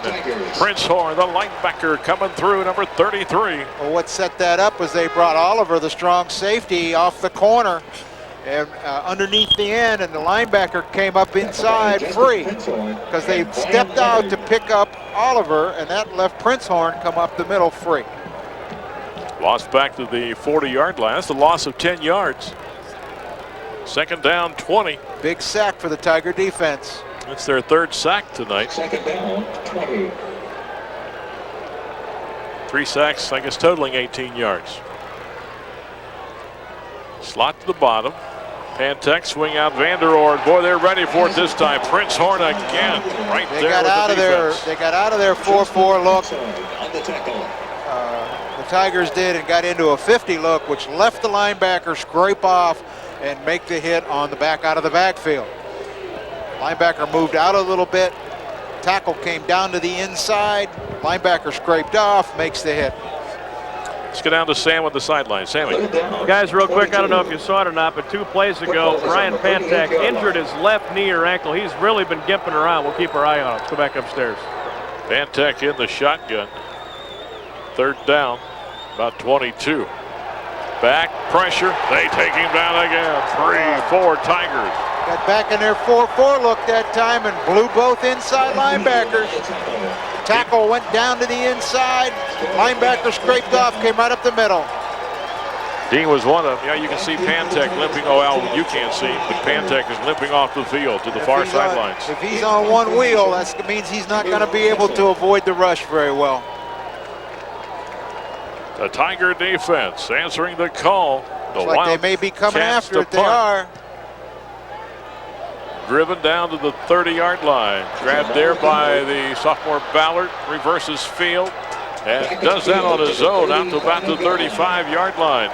That's the second time Massillon has rushed the punter, and both times he has hit line drive kicks and not kicked those 50-yarders he was kicking earlier. First and 10 for Massillon. First down 10 for the Tigers. Their first possession here in this half. They trail at 10-7. 9:05 to go in the third quarter. Oh my, an I formation. What is this? Odd formation, different formation. Something they put in at halftime to try. They're going to run the ISO. It's Perry James, got the hole, left side, 43-yard line.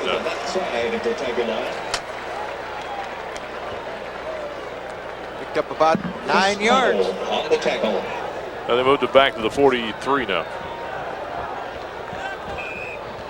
James with 8 yards. That's his best carry. That's only his 4th carry of the night. Change of gears here for Massillon. Football is on the 43-yard line. Now we're in an offset eye. Wildcats, 4 down linemen. Man in motion to the top. Perry James again. No hole, so he's trying to get outside, and he's caught 45, 46-yard line. I believe that is Frank Divis, who reached out and grabbed him, pulled him down. First down, though, for the Tigers. First down, Tigers. Ignatius was down inside here with their defensive end. They didn't have anybody on the perimeter at all for contain. Again, maybe something they looked at the halftime and decided that maybe we could run the ball outside on that split end side. Ball at their 47, Tigers own 47, first down 10. 3 down lineman now for St. Ignatius. Almost a 3-4 look, and Perry James coming left, tripped up and down. Perry James is the ball carrier. Good penetration defensively by Kazmarczyk, linebacker. Tackle on the play.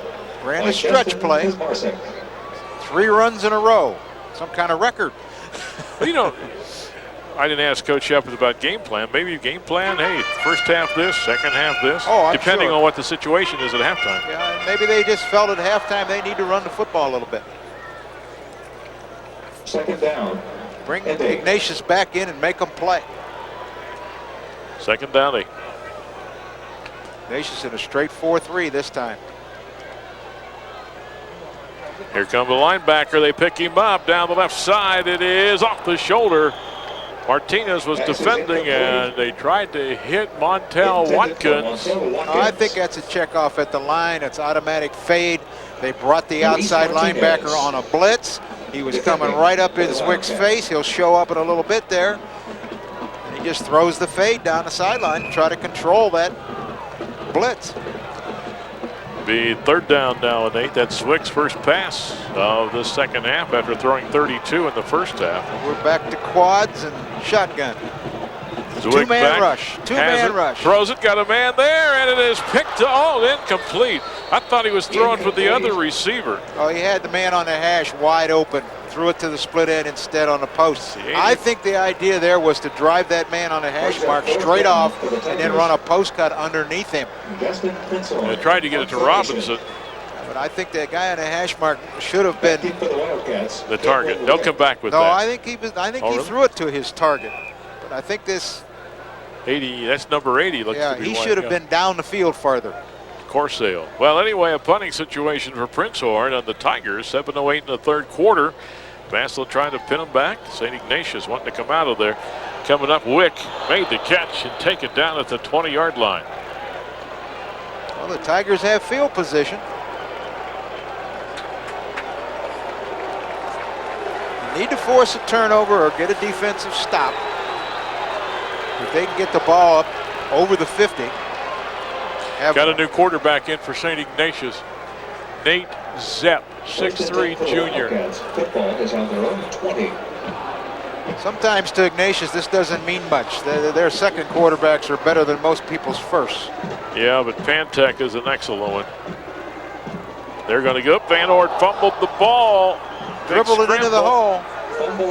Tigers say they have it, and they do. That's what they needed to do. It is Brent Dean. New quarterback, the handoff, they messed it up. Van Ord fumbles, and Dean is on the ball for the Tigers. Van Ord dribbled the ball into the off-tackle hole, and at that point, the Tigers fell on it. Watch the handoff here. He brings it to his belt buckle, sticks it in. I don't know. This looks to me like he never got it. He didn't clamp on it. Might have been, handoff might have been a little high. It's supposed to be on the belt buckle. Well, the Tigers' golden opportunity. Just outside the 20-yard line. They're going to go shotgun, and they're going to throw it right away. Pass outside, caught at the 15 and out of bounds. That is Watkins. Interesting to see here with short yardage if they go back to the running game. 6:53 in the third. Sideline pattern. Saw the man on the right of your screen turning out into the boundary. Picking up 7 yards. Down to the 14-yard line. That was Massey in his face when he threw that too, the 6'8" defensive end. Three-man front for Ignatius. Perry James. Now they went to a 4. ZWICK rolling, throwing, got him open, caught it to 5. Touchdown Tigers. That is Terrence King. That's the way the wide side of the field has to be used. That's what I said when they tried that other one at the other end. Got to use the wide side of the field when you've got speed. Turn Marquise Williams out into the flat and let him run. He outran the man-to-man coverage. Justin ZWICK. Point after by Abdul. We have 6:47 to go. I'm sorry, that was Terrence King.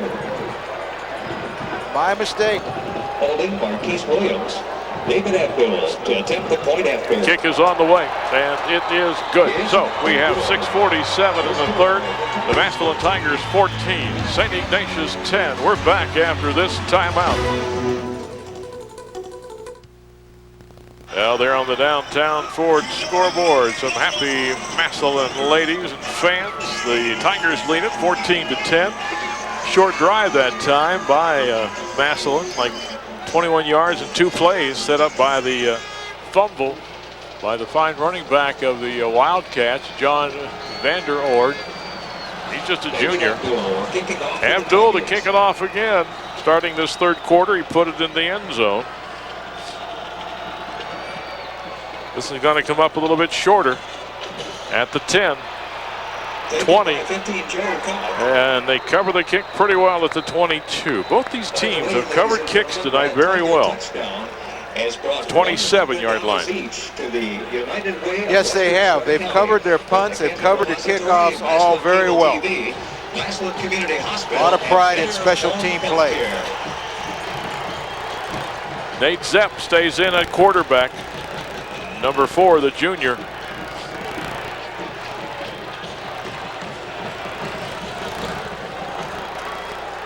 First and 10, Wildcats. He wants to throw. Throwing it deep. Miller's got it. Oh my goodness. Miller is gone. Touchdown. That's what I said. There isn't much fall off. Some of the St. Ignatius players from 1 to 2. 73 yards. Right on the money. Same play as they scored the first touchdown on. Well, we got to put that in the hopper for the catch of the game. Well thrown ball. Quarterback, supposed to get a fake there, but he's so eager to just throw it. He guns that split in on the post. That's the same play they ran for their first touchdown and got the second touchdown. Well, Matt Miller's got both of them tonight. 1 for 34, 1 for 73. The kick is up, and just like that, reversal of fortune. 6:34 to go in the third. Now it's St. Ignatius 17, the Massillon Tigers 14. We're back after this timeout.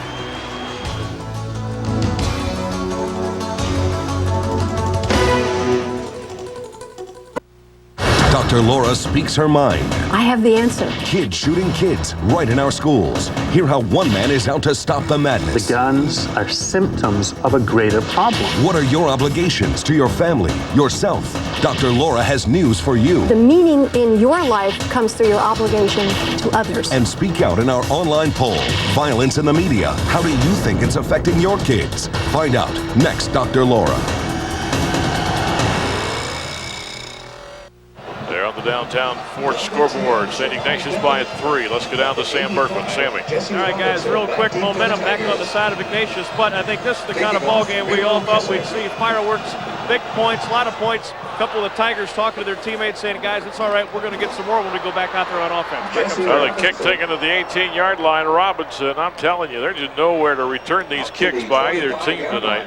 About 7 yards on the return. And the Tigers will go to the offense. First down and 10. Robinson thought about reversing his field, and there were people there, so he popped it back up in, and there were people there. First and 10, Tigers. 6:29 to go in the third. And we'll see what Massillon can do. They can score points.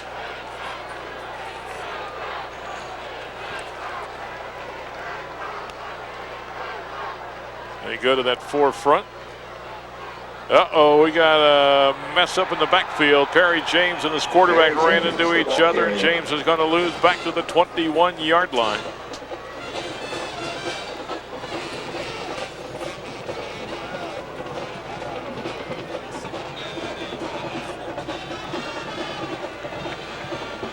Loss of about 4.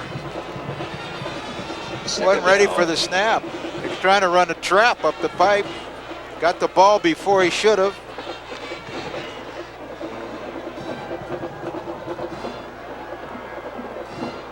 Second down, 13. Second down, close to 14. 5:45, third period, shotgun ZWICK. Back, boy, they're going deep, and he's throwing for Watkins. Got him! Holy cow, what a shootout. Watkins, 20.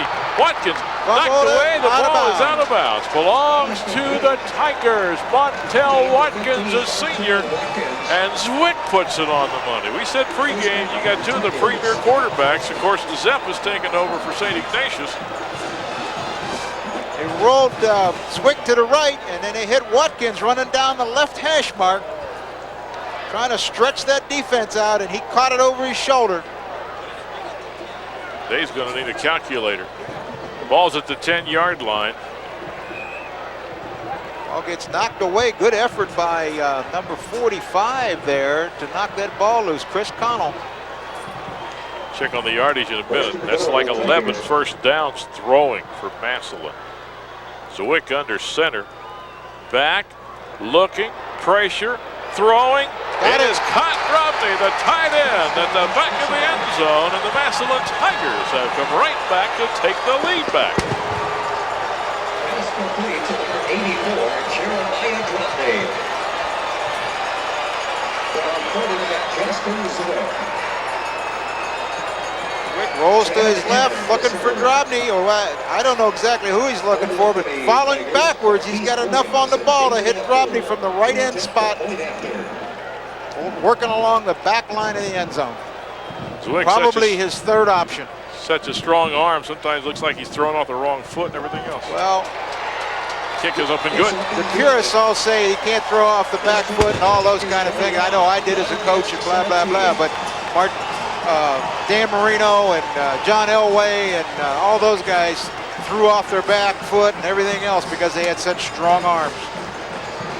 Well, I know one thing. I'm baking out on the catch of the game. There's been too many of them. Or Tim's Tavern would give about 15 awards tonight. Oh, man. We will be choosing the Tim's Tavern catch of the day at the end of the game. Tim's Tavern, famous for fish. This isn't fair. My goodness. What a show we're seeing. 21-17, Massillon now leads. 5:29 to go in the third. Certainly living up to its pre-game hype, if you ask me. Let me check with Dave. You got any left in your pencil there, kid? What, 75 yards, 3 plays, 304 yards for Justin ZWICK in the air now. He has hit 1, 2, 3, 4, 5, 6, 7 different receivers, and 3 of those 7s have at least 4 receptions. 18 out of 38, 19 out of 38. For Justin ZWICK, Abdul kicking it away. Kopp again. Fumbles the ball. Boy, somebody put a puck on him. Look at him diving there to try to find out who's got the football. This could be a game breaker if the Tigers have it, but they're signaling Ignatius has it. Wow. Somebody hit him and that ball comes flying out of there. Put the ball at the 23. There's a look, a replay of that kickoff return. That's Kopp. You know, he just lost it. He got hit hard and the ball came out. Looked a lot harder. Is that Ryan Boyd that hit him? Quarterback now for the Wildcats, number 4, Nate Zepp. Zepp still at quarterback. We probably have seen the last of Pantek. He went out limping there. And Zepp to throw. Oh, almost picked off twice. Tried to get it out on the outside to Sean Crable. Crable almost picked it.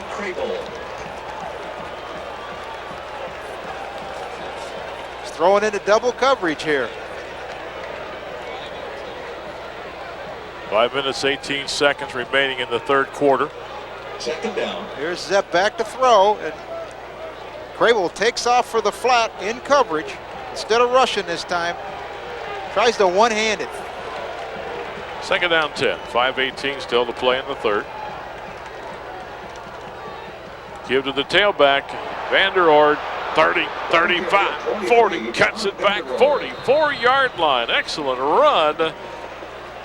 Tackled by Tyrell McElroy. That'll give him the first down at the 45 of St. Ignatius. Good play call. They've been throwing. At this point, they pull the right tackle. Massey as a lead blocker up in the hole. Sealing on linebackers. Big hole. Clock running at 5:10. Left in the third. 21-17. Massillon leads. They're unloading it deep for Connor, and it is incomplete. What a battle that was. Down at the 15-yard line. Defending for the Tigers, 28, Matt Shem. That is Shem, the cornerback. Well, John Gano was the intended receiver, and when that ball was thrown inside, he had to play defense. That's what he does right here. He becomes the defensive back in order to knock this ball away. Yep. Nice camera shot. 4:54, third quarter. We said 70 passes. Let's go for 80 or 90 before this thing's over. Split backs now on second down and 10. Zepp again to throw. Out pattern to Miller, who slipped and fell on the turf. He went to stop at the 40 and his feet went down. Third down, 10 coming up. Zepp has a strong arm. I don't know how accurate he is. Let's go down to Sam on the sideline. Sammy? Hey guys, real quick, I was down on the sidelines for the 100th McKinley Massillon game. The intensity and the electricity in this place tonight far surpasses that on that Saturday afternoon. Unbelievable atmosphere down here on the field. Back upstairs.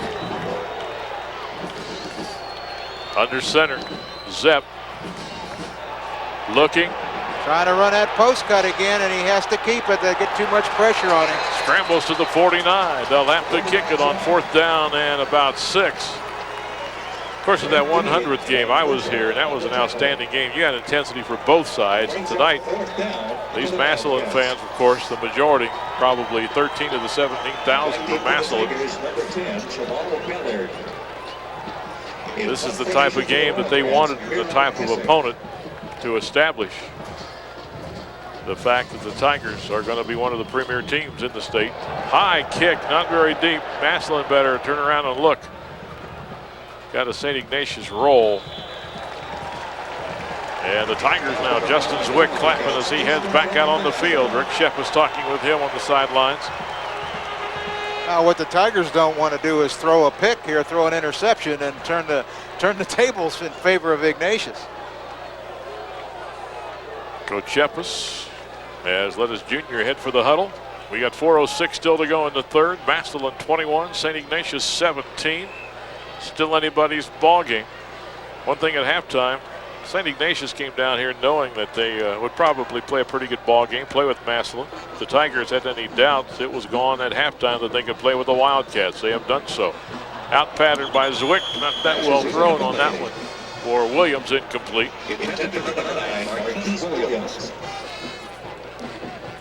Just trying to hit Williams in the flat. Ball thrown low and away. This is a passing offense. It was well covered, though. And we were talking why Massillon threw when they got down to the 2, and I was telling you, and you know this, with Jim Ballard and some of these great quarterbacks in Mount, they get down to the 1, first and goal, and I'm thinking, the tailback, fullback, somebody run it in. First and goal, Ballard back. Ballard throws, touchdown from the 1. Mount Union used to run that double cross stuff down there. They'd cross 3 receivers to the left, 2 to the right. ZWICK back, Looks, plants, throws. Right side, incomplete up the 48-yard line. Watkins, the intended receiver. Martinez there on the coverage for the Wildcats. And the Tigers of Massillon looking now at 3rd down and 10. Still 3:57 to go in the 3rd quarter. 40 passes now, Dave Albert tells me. 19 of 40 for 304 yards. They're throwing over 20 combined. 60 passes in this game so far. Here will be another one because it's 3rd and 10. Strong rush, and ZWICK got it away, deep sideline, but that was like throw it and keep from getting sacked. ZWICK ends up clear back inside the 5-yard line. They brought both outside linebackers, and ZWICK unloaded it on the fade cut because that's what he does when there's pressure. He sees the pressure, both outside linebackers putting the heat on him, and he throws the fade. Tigers to kick it away, 3:52 in the 3rd. Prince Orr standing back at the 6-yard line. Cameron Wick will return for St. Ignatius. He's down at his 46. For the Wildcats, John Vanderroor. Prince Orr hangs it up. Wick fair catches it at the 49.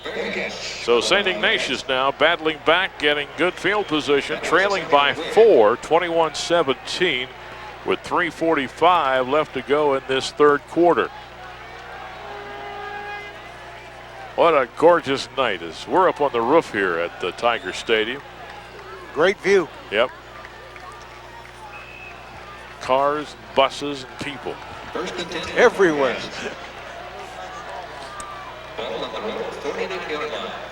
At the 49, Zepp stays in a quarterback. Vanderroor, the carry outside 45. He can motor. Nice run again. Second time they've run that tailback counter for big yardage. It is down to the 31 or 32. They're going to put it at the 31-yard line. 77 yards, 16 carries now for Vanderroor. There you can see it on the TV screen. Thank you, Laura. What a night Vanderroor's starting to have. Zepp has time, throws. Miller again with the reception down at the 17. So the Wildcats are coming right back. Sideline pattern, just straight drop back. Take your wide out down 12 to 13 yards. Here's your drop back action. There's no pressure here. Throwing against zone coverage now as the teams change up what they do almost every down. That time they caught him in zone and through the sideline. You're right, Zepp's just a classic St. Ignatius quarterback. Sure All in the mold, 6'3", 6'4", good arms. About 210, 220 in that area. He'll be their QB next year. Yep, just a junior. Tight end to the right, split backs. And they give it this time. That's a different running back. His first carry's gone nowhere, and that is Chris Galbasek, 6'2", 210-pound senior fullback. Tried to run him on a slant trap that time, and the Tigers jammed it up real well. His first carry, no yards. 2:55, clock moving here in the 3rd. Tigers up 21-17. St. Ignatius, though, 2nd down, 10. This may be that tailback counter again. They've popped it twice. That's what it is. And there he goes Oh, again. look at the hole. He's to the 10, he's to the 5, and ridden out of bounds about the 1-yard line. Boy, from up here, you could see that hole open up. Yeah. The Tigers looked like they were doing some sort of stunt. And whatever it was, St. Ignatius blocked it, and what a hole. Well, they're taking 54, the left tackle, and turning out, and then they lead Massey up through there. They had a blitz going, and a blitzer ran right by the ball carrier. Good defensive play by number 27 there, McElroy, coming off the block, knocking the ball carrier out of bounds on a 1. Ball's at the 1. St. Ignatius a yard away, 4 snaps from taking the lead back. And it's Vanderroor, right side touchdown, and the Wildcats come back and take the lead with 2:32 still in the 3rd. That'll put St. Ignatius up 23-21 with the extra point still to come. say one thing: if these defenses are getting tired, we may find out that we're going to score 40 or 50 in this game each. We sort of look for 20 to 30, maybe at least a team. But then when the first half, the way it was played, it's like the defenses were playing pretty well. I think they're playing, but I think they're also tired. There's the numbers on Vanderort. It's 93 yards. The kick is up, and it is good. 2:32 left to go in the third. A lot of football yet to be played. And the Wildcats have taken the lead over the Massillon Tigers, 24-21. Now, next Saturday night, Friday night, not sure where we're going to be, but radio next Saturday night will be McKinley up at St. Ignatius. TV will be Massillon and Perry. Now, that's next Saturday. That's at Fawcett, right? Yeah, they play that at Fawcett.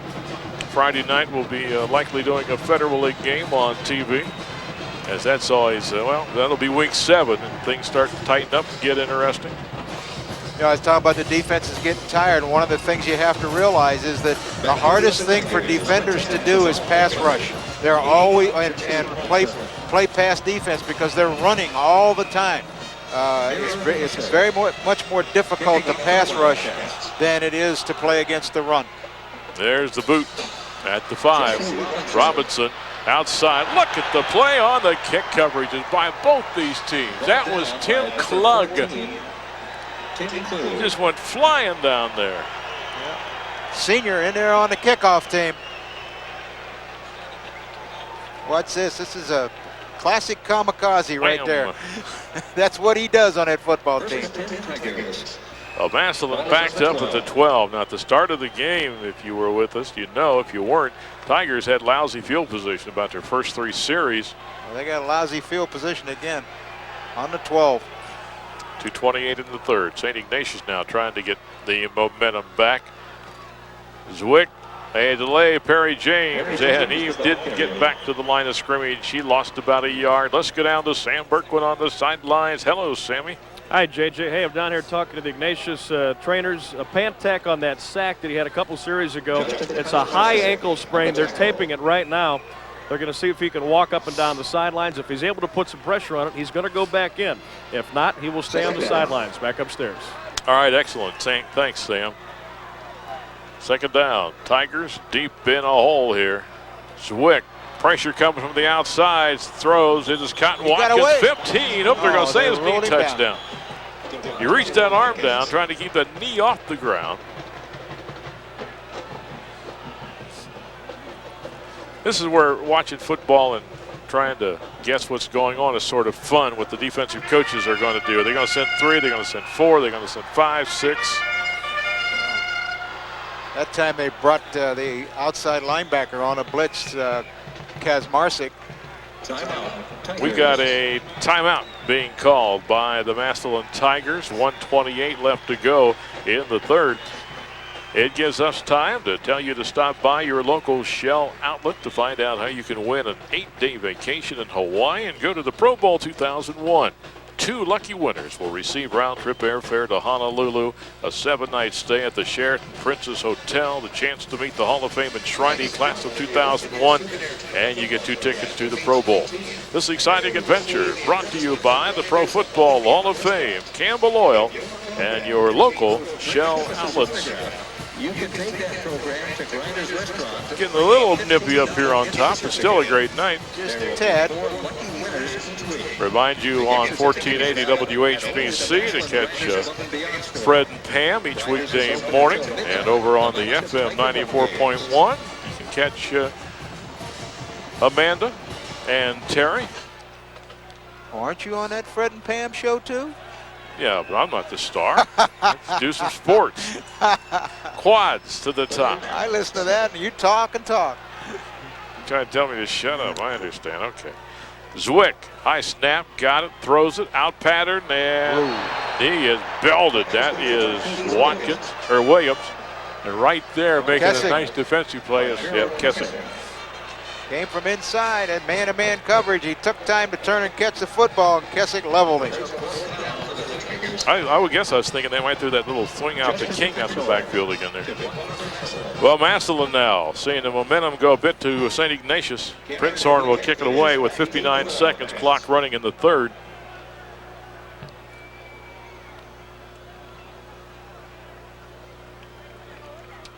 Snap. Kick is away. A lot of pressure. Good kick. Wick at the 45. Running left. Tripped up and down at the 50-yard line. That is 82, I believe. He got the arm out there. Jordan. So Devon, pretty good offensive night catching the ball. Nice stop there on special teams.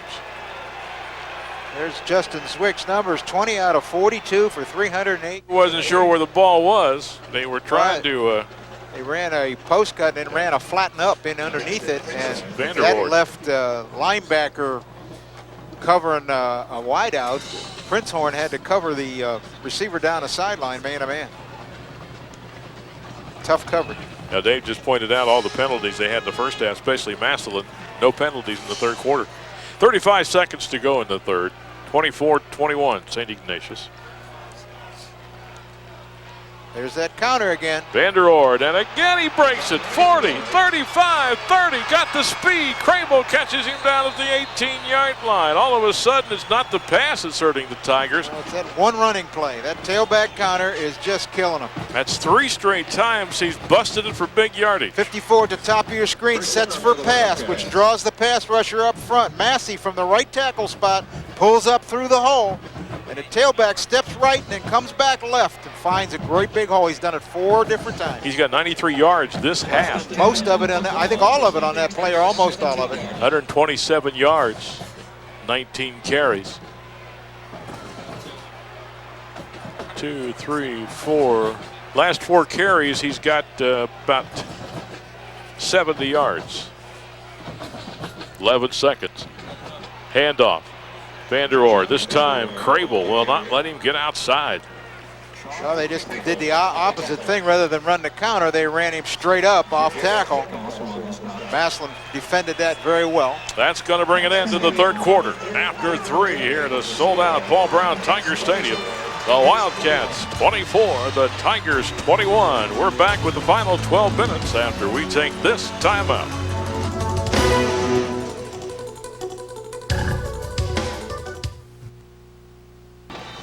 They're on the downtown Ford scoreboard. St. Ignatius by 3. They just announced, congratulations, Phil Morrow and his Polar Bears. They beat Boardman tonight, 10-7. The St. Ignatius team played Boardman early in the year, beat them 26-7. We have second down, 11.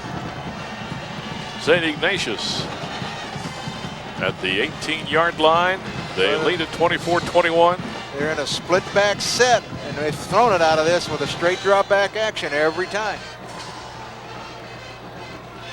Got problems getting the chain set up at the other end of the 10-yard marker. You can see them working on it there. Biggest game of the state is delayed because the chain broke. Sam mentioned that, Pantech being taped, but I can't believe that Chuck Kyle, as long as his offense is moving like this, and especially if they score here, would use Pantech as long as Zepp's doing the job and they stay on top.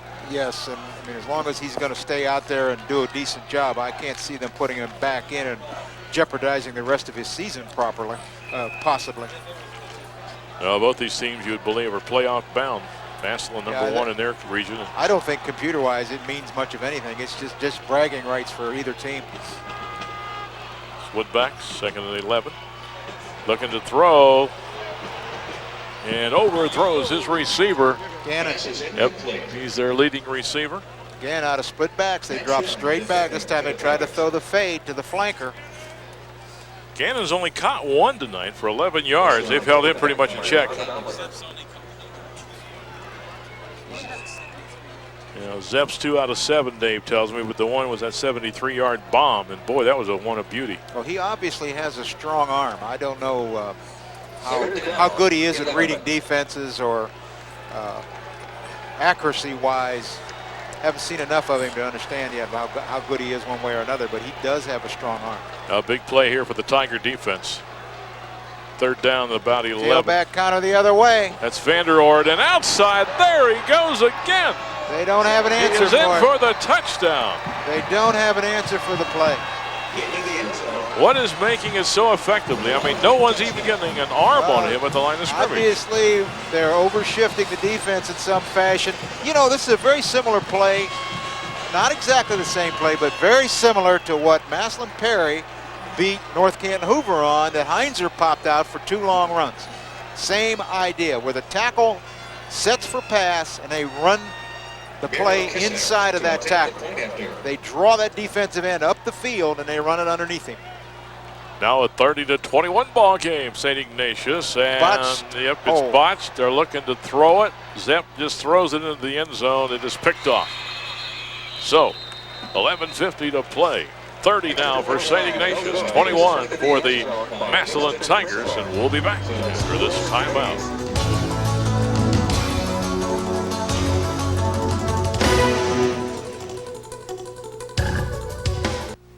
WTO. There on the downtown Ford scoreboard, St. Ignatius up 30-21.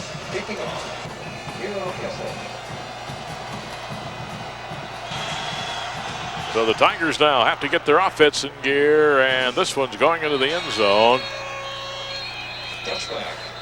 Well, it's the running game now for St. Ignatius that has put them out by 9 as Rick Shepp has talked to his young quarterback. Well, defensively, they've 11:50 to go, and Ignatius is going to get the ball again. They better find an answer on how to stop that counterplay. Massillon's last 4 possessions, 25-yard line. They're 20, they're 12, and now they're 20.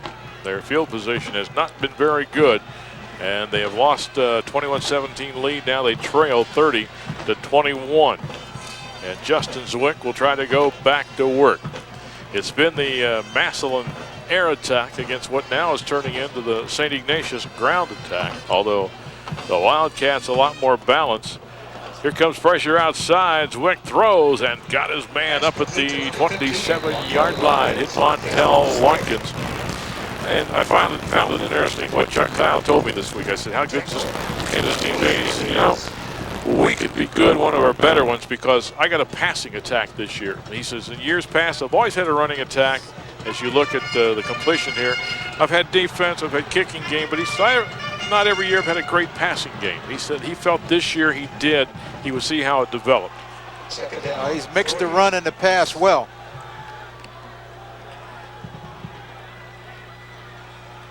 Handoff. Perry James got some daylight out to the 40-yard line. Ran the trap right up the middle. Interesting. Now Perry has Massillon, or no, McKinley has St. Ignatius next. Well, we got to look here Watch first. the left guard pull, and they folded him around. They didn't trap the tackle. They brought him around and up on a linebacker. First and 10 Tigers. What the Bulldog coaches here tonight scouting will try to do defensively to shut down the successful play of the Wildcats. ZWICK under center, back, looking, pressure. Massey's chasing him, got away from 2 and finally tripped up at the 38-yard line. That's Massey, the big youngster, 6'8", 245, who could probably go anywhere he wants and play college football. He got by him, but those long arms came out and caught a toe, tripped him up. He has to scramble out of the pocket. He's got pressure. Partially because the guy he wanted to throw to. What's Massey chasing? It isn't him, it's the other guy. Yeah, it's Massey who dove there and tripped him up. Now second down 12. Quadruple set, top of your screen. Throws it right side. Drobny, the tight end, out of bounds at the 46-yard line. They're going to need about 4 yards coming up here on third down. 10:38 to play in the game. It's Wildcats a nice play by 9. call. I like that a lot. They've done a lot with Drobny. They've run him on fade down the sideline. They've screened to him. Now from quads, they turn around and throw it in. This is a nice little flat out pattern to him, sideline pattern. Utilizing that tight end. Again, the 4 receiver set to your top. ZWICK back, looking, throwing, out, caught, 45 of St. Ignatius and out of bounds. Montel Watkins again, the receiver. Flooded the wide side of the field with 3 receivers, 1 short, 1 in the middle, and 1 deep, and the guy in the middle came open. Just has to hit the open man. He's got time to throw it. Finds the receiver in the middle of the 3 receivers. 7 passes for Watkins tonight, 147 yards. Dave Albert's got a big challenge tonight keeping up with this, and he's doing it well. He's our statistician. 10:19 to play in the game. And we got people moving everywhere. First flag of the second half. Tigers have improved the penalties, but they've got another one here. I'm pretty sure this is a motion penalty.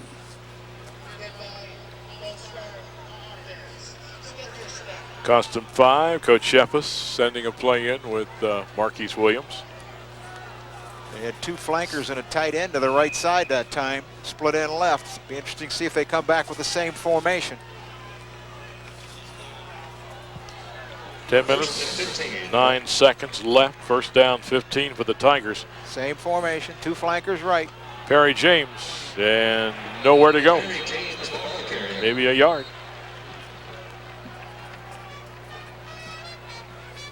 Tried to get about half of that back maybe on a running play. Surprise them a little bit. 1st and 15, turn around and run the tailback trap, but they didn't get anything.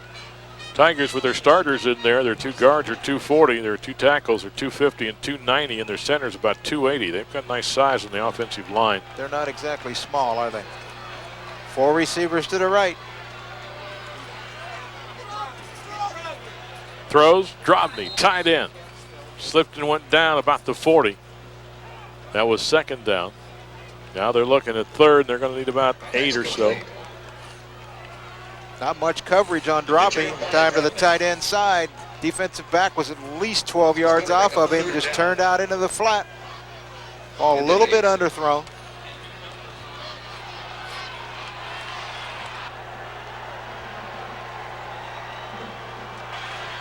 Third down, 8. Clock at 8:53. ZWICK will roll right, throwing the bomb, and it is knocked down at the 15-yard line. Martinez knocked it away from Jordan.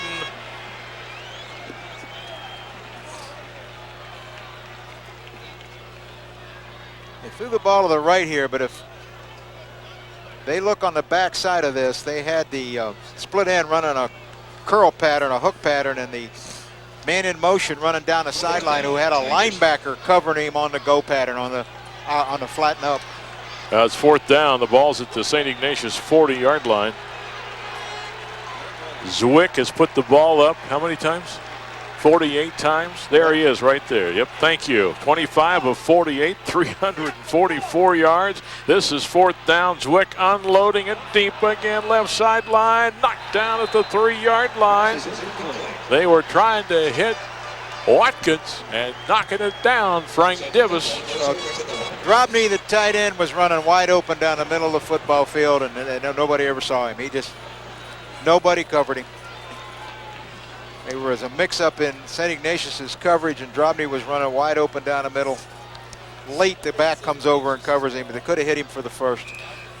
Well, this is a key point now of the football game. Massillon needs a couple of scores. They trail 30-21. St. Ignatius has the ball. You know, the Tiger defense has to stop him and not allow him to put anything else on the scoreboard. Zepp stays in at quarterback. He's done a nice job. But Vanderhoort's been the story, and he's got the ball, cuts it back. 1 tackle and good pursuit by the Tigers. The ball comes out of there. It is loose. And Massillon's got it. They got in a 6-2 that time, played a goal line defense to stop the run because St. Ignatius has been so successful running the football against them. Got into a goal line front on 1st and 10. I'm not sure if it was 49 for the Tigers, Walter Thompson on the football or not.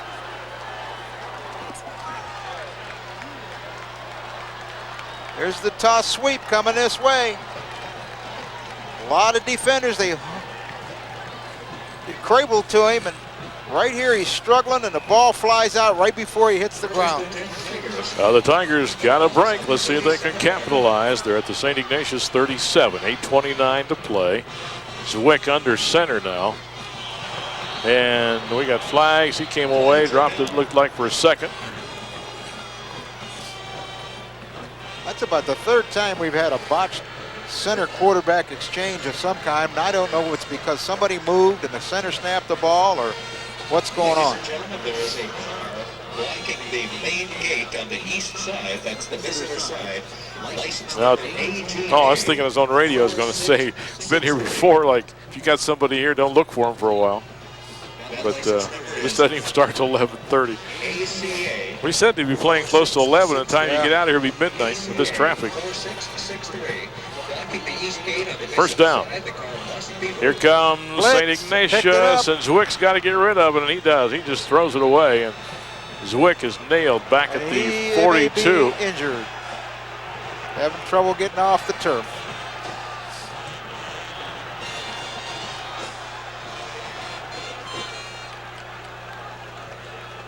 Justin ZWICK, just a junior. Blitzer came off free right up the pipe. He stood in there and unloaded the football before he got hit. Paid the price. Clock at 8:26 and stopped, 30-21. Wildcats by 9. Massillon looking at second down, 15. Ball back at the 42-yard line of St. Ignatius. And Justin ZWICK wants a timeout here. He is really hobbling. But I think he called timeout because of formation, not because of he's hurt. Maybe Coach Shep has called a timeout. Told him to call it from the you might be sideline. right. Anyway, while they sort things out, let's take a timeout. We'll be back.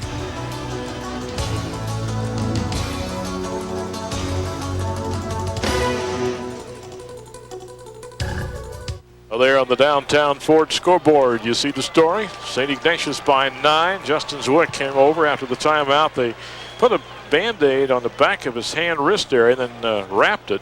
He probably had a scrape from the turf and had blood showing. Look at this, 25 out of 50 for 344 yards. Wow. Second down, 15 for the Tigers. Well, Massillon needing to convert here, second and 15. They trail 30-21, 8:26 to go. Just a gorgeous night for football. Two outstanding teams. Perry James trying to find something inside the 40.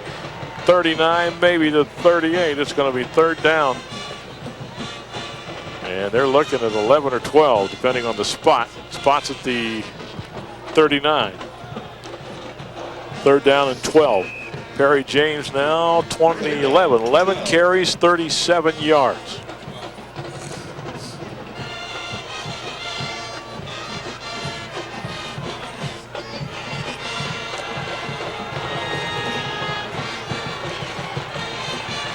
Shotgun.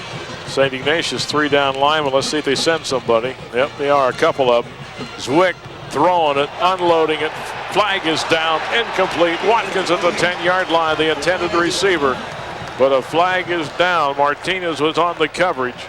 I don't know who it's on. I don't know if that's offensive pass interference or defensive. They were both bumping each other.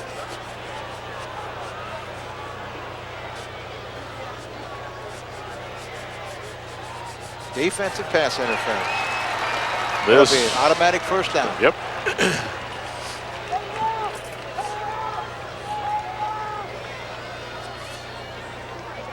$15 yards from the line of scrimmage.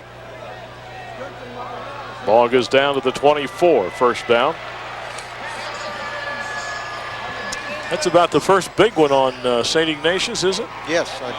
No? Maybe another 15. Oh, they had a that's right.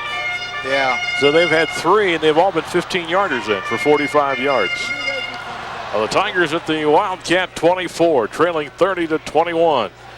Here comes the blitz again. ZWICK, deep drop, better throw it away. He does. Well, he threw it into the hands of the running back, Terrence King. Screen. I've been sitting here thinking if I was me, it's time for the screen, and he did. He got a 2-man screen going out here. Justin ZWICK taking a beating here tonight with the lot of blitzes now. Well, that's what happens in a shotgun. Your quarterback takes a beating. 2 blockers, 58, 56, both making blocks. Here comes King. Yep.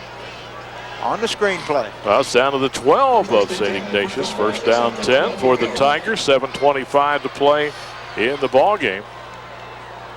30-21. St. Ignatius leads. They're coming after ZWICK again. He's running away from it. He throws into the end zone, and it is incomplete. He had Watkins there, and also coming around the back behind Watkins, diving was Williams. Second down. And 10 from the 12, 7:14 on the clock. I like that. They had two quick receivers going out wide to the wide side of the field, trying to outrun the defenders. Nice play call. Just couldn't make connections. I've never seen one of our stat sheets look like this one. But I've never seen a quarterback throw the ball over 50 times in a game. Slot left. Justin ZWICK in the shot. No, he's under center. ZWICK under center. Rolling, looking, and he's just throwing this one away. His receiver fell down or got tackled. I don't know which. They were trying to hit Terrence King out of the backfield. Pat Massey, the big guy, was in on ZWICK. It all would have happened before Massey got there if King had gotten out of the backfield, but I think somebody knocked him down on his way out. It's that play they ran early in the ball game where the motion man comes back across and then they slide King out underneath it. 7 minutes, 8 seconds left to play. Tigers looking at 3rd down and 10. It's at the St. Ignatius 12. Here they come again. They're sending 5 every time. He'll throw for the end zone, and it is incomplete at the goal line. They were trying to get it. Number 9, Williams. Massillon fans sideline all screaming for interference. Well, Coach Shepis and his staff wants at least 3 out of this to pull them within 1 score of tying with it 7 minutes to go, field goal might not be a bad idea. Let's go down to Sam on the sideline. Sammy. All right, guys, real quick. Tigers obviously are going to go for the field goal at 29-yard by Abdul. Ignatius will get the ball after the kickoff. I don't think Pantek is going to come back in tonight, guys. He was trying to do some exercises on the far side. Couldn't put any pressure on the leg at all. He's probably done it for the night. 29-yard field goal. Snap is high and it's blocked. St. Ignatius blocks the field goal. And that's a big block because that would have made it 30-24, but now it stays 30-21, and the Wildcats will take over the football. Big defensive play. Lots of speed coming off of the corner there.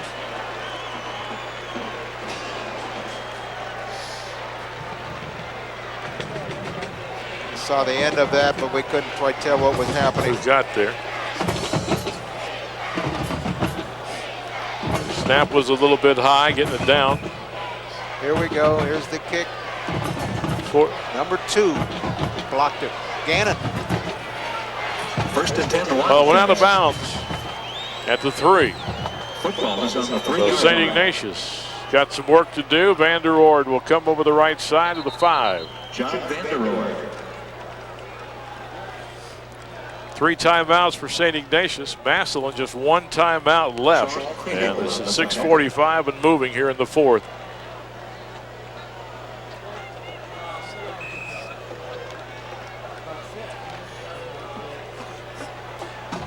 Second down, 7. Van der Oord now with 23 carries, 144 yards.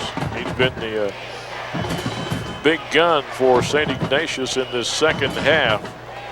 They're going to put it up in their own end zone. Zepp throws, overthrows Miller up at the 22-yard line. Coverage there by McElroy of the Tigers. Again, they went to split backs and a straight drop back pass.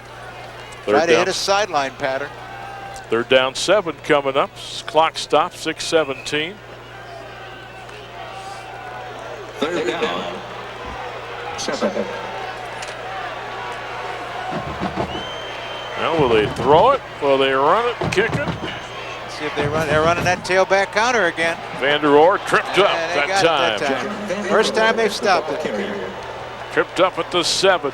St. Ignatius will have to punt. Still 6:06 to go.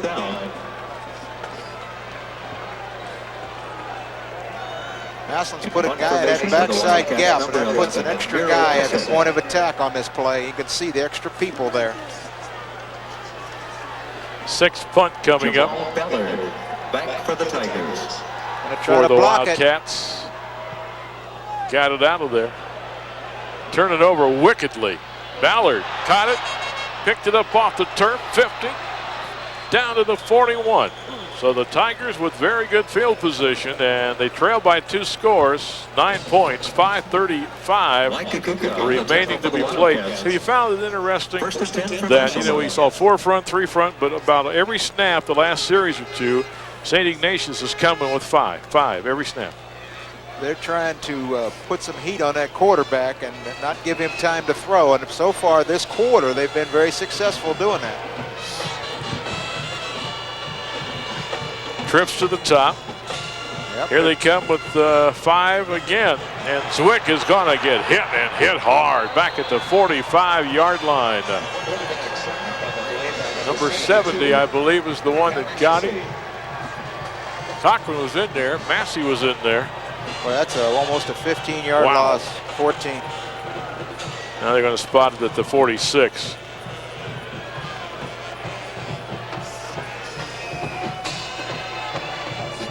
Yeah, it's Massey.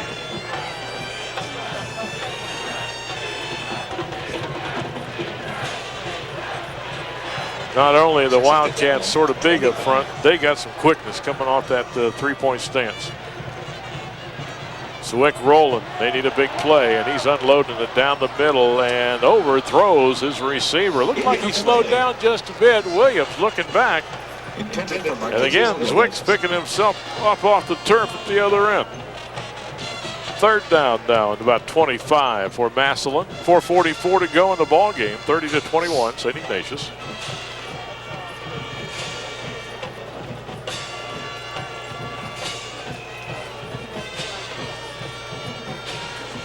Well, these two heavyweights slugging back and forth, and it seemed to really go in the Wildcats' favor when their fine running back Vanderord.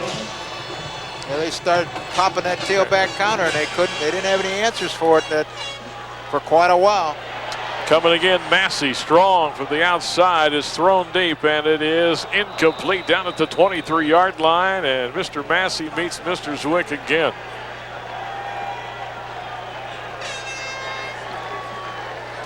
ZWICK has spent an awful lot of time on the turf. I guess Mr. Massey has the right temperament for this game. I haven't yet seen Patrick Massey. 72 going after him. Help to pick up the opponent.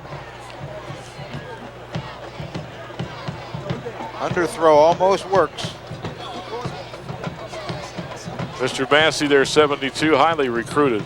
He is a very, very good talent. We've got an injury timeout for St. Ignatius, player down at the 37-yard line. Looks to be a leg cramp the way they're trying to stretch it out. That's Martinez. And Martinez, who is a cornerback, has been doing a lot of running on defense tonight, trying to keep up with those Massillon receivers. 4:37 remaining in the ball game. Very few people have left. We see a few cars starting to turn their headlights on. ZWICK tonight, holy moly, 20, 52, 53, 54, 55, 56 passes. I'm not sure how many he's completed, but he's put it up 56 times. You know, you got a 4th down and 25 coming up, but 4:37 to go. That's just too much yardage to try to pick up, though, I would think, on a 4th down. Oh, they're going to try it, though. You have any choice. Punt it away here, and you've just lost the football game. All right, let's take a timeout, and we'll be back.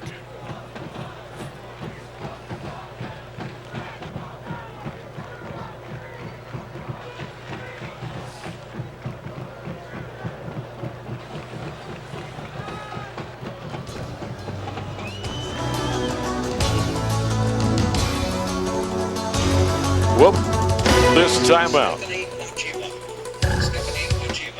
Our premiere of Frasier with Niles and Daphne. Emmy winner Will and Grace. Anchors Angie Shaker and Dino Arsetti bring you all the news that's happened overnight. News 9. As we come back, we'll explain what's going on here. The Wildcats have it. Vanderord will run it to the 43. You missed just one play. What's going on here is this football game has run almost 3 hours now, and the tape in the truck has run out. and they had to change tapes. We appreciate them doing it in a hurry. So you missed ZWICK rolling right and throwing downfield, trying to pick up the 25 yards on 4th down off the hands of his receiver. So the Tigers turned the ball over to St. Ignatius. That's where we are right now. 2nd down and 7-8. 2nd down, 8. Ball at the 44 of Massillon. 3:54 to play. Zeb Vanderoord, oh, look at the hole, and he has got the speed. Vanderoord is pulled down at the 7-yard line.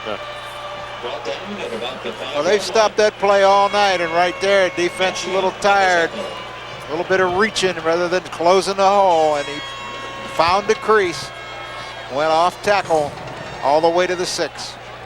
He's not a big kid. He's about 175, 5'11", but he accelerates quick.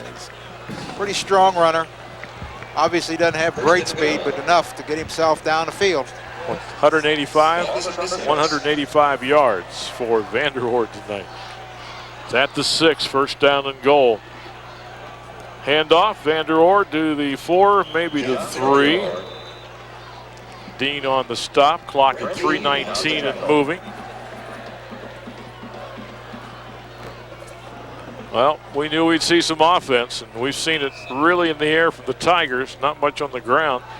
And the St. Ignatius really, with Vanderoord, they've piled it up on the ground, and they've done okay in the air. Probably about 200 in the air. They go maybe around 200 on the ground. 2nd down goal, 2:52. Ball's at the 4-yard line. St. Ignatius 30, 21 over Massillon. Vanderoord again into the end zone, touchdown. The Wildcats will go up 36-21 over the Tigers with 2:45 to go.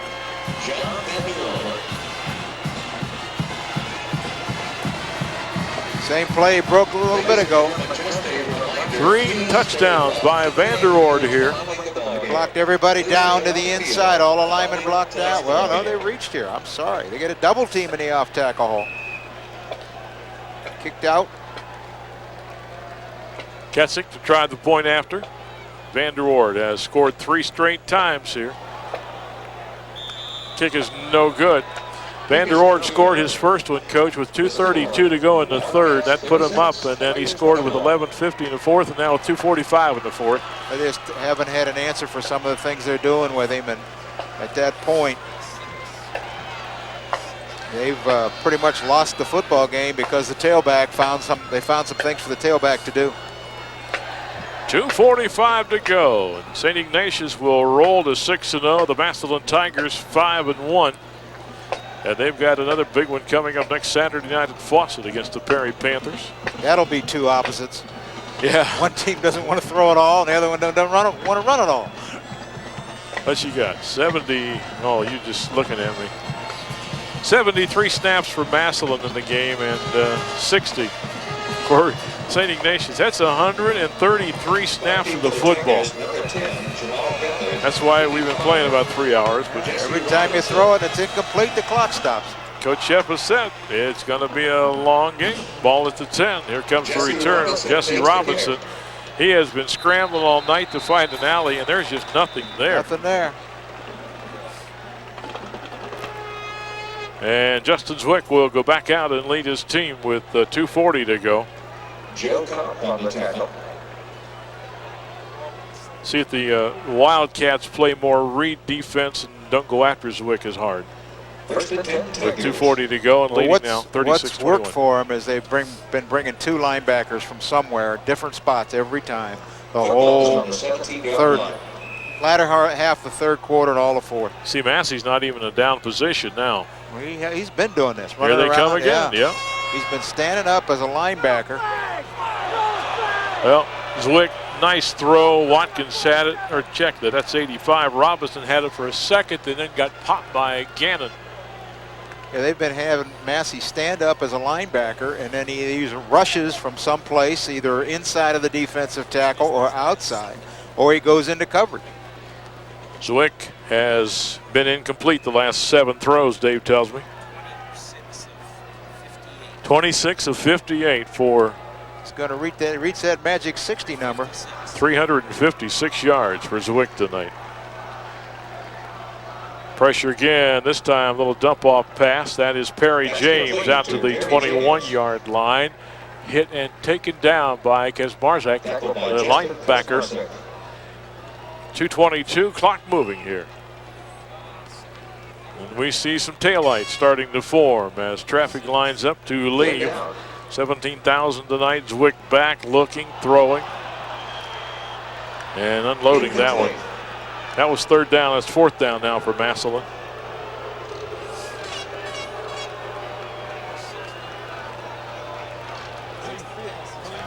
It's a pretty good St. Ignatius team. Yeah, they're pretty decent. 60. They play defense very well.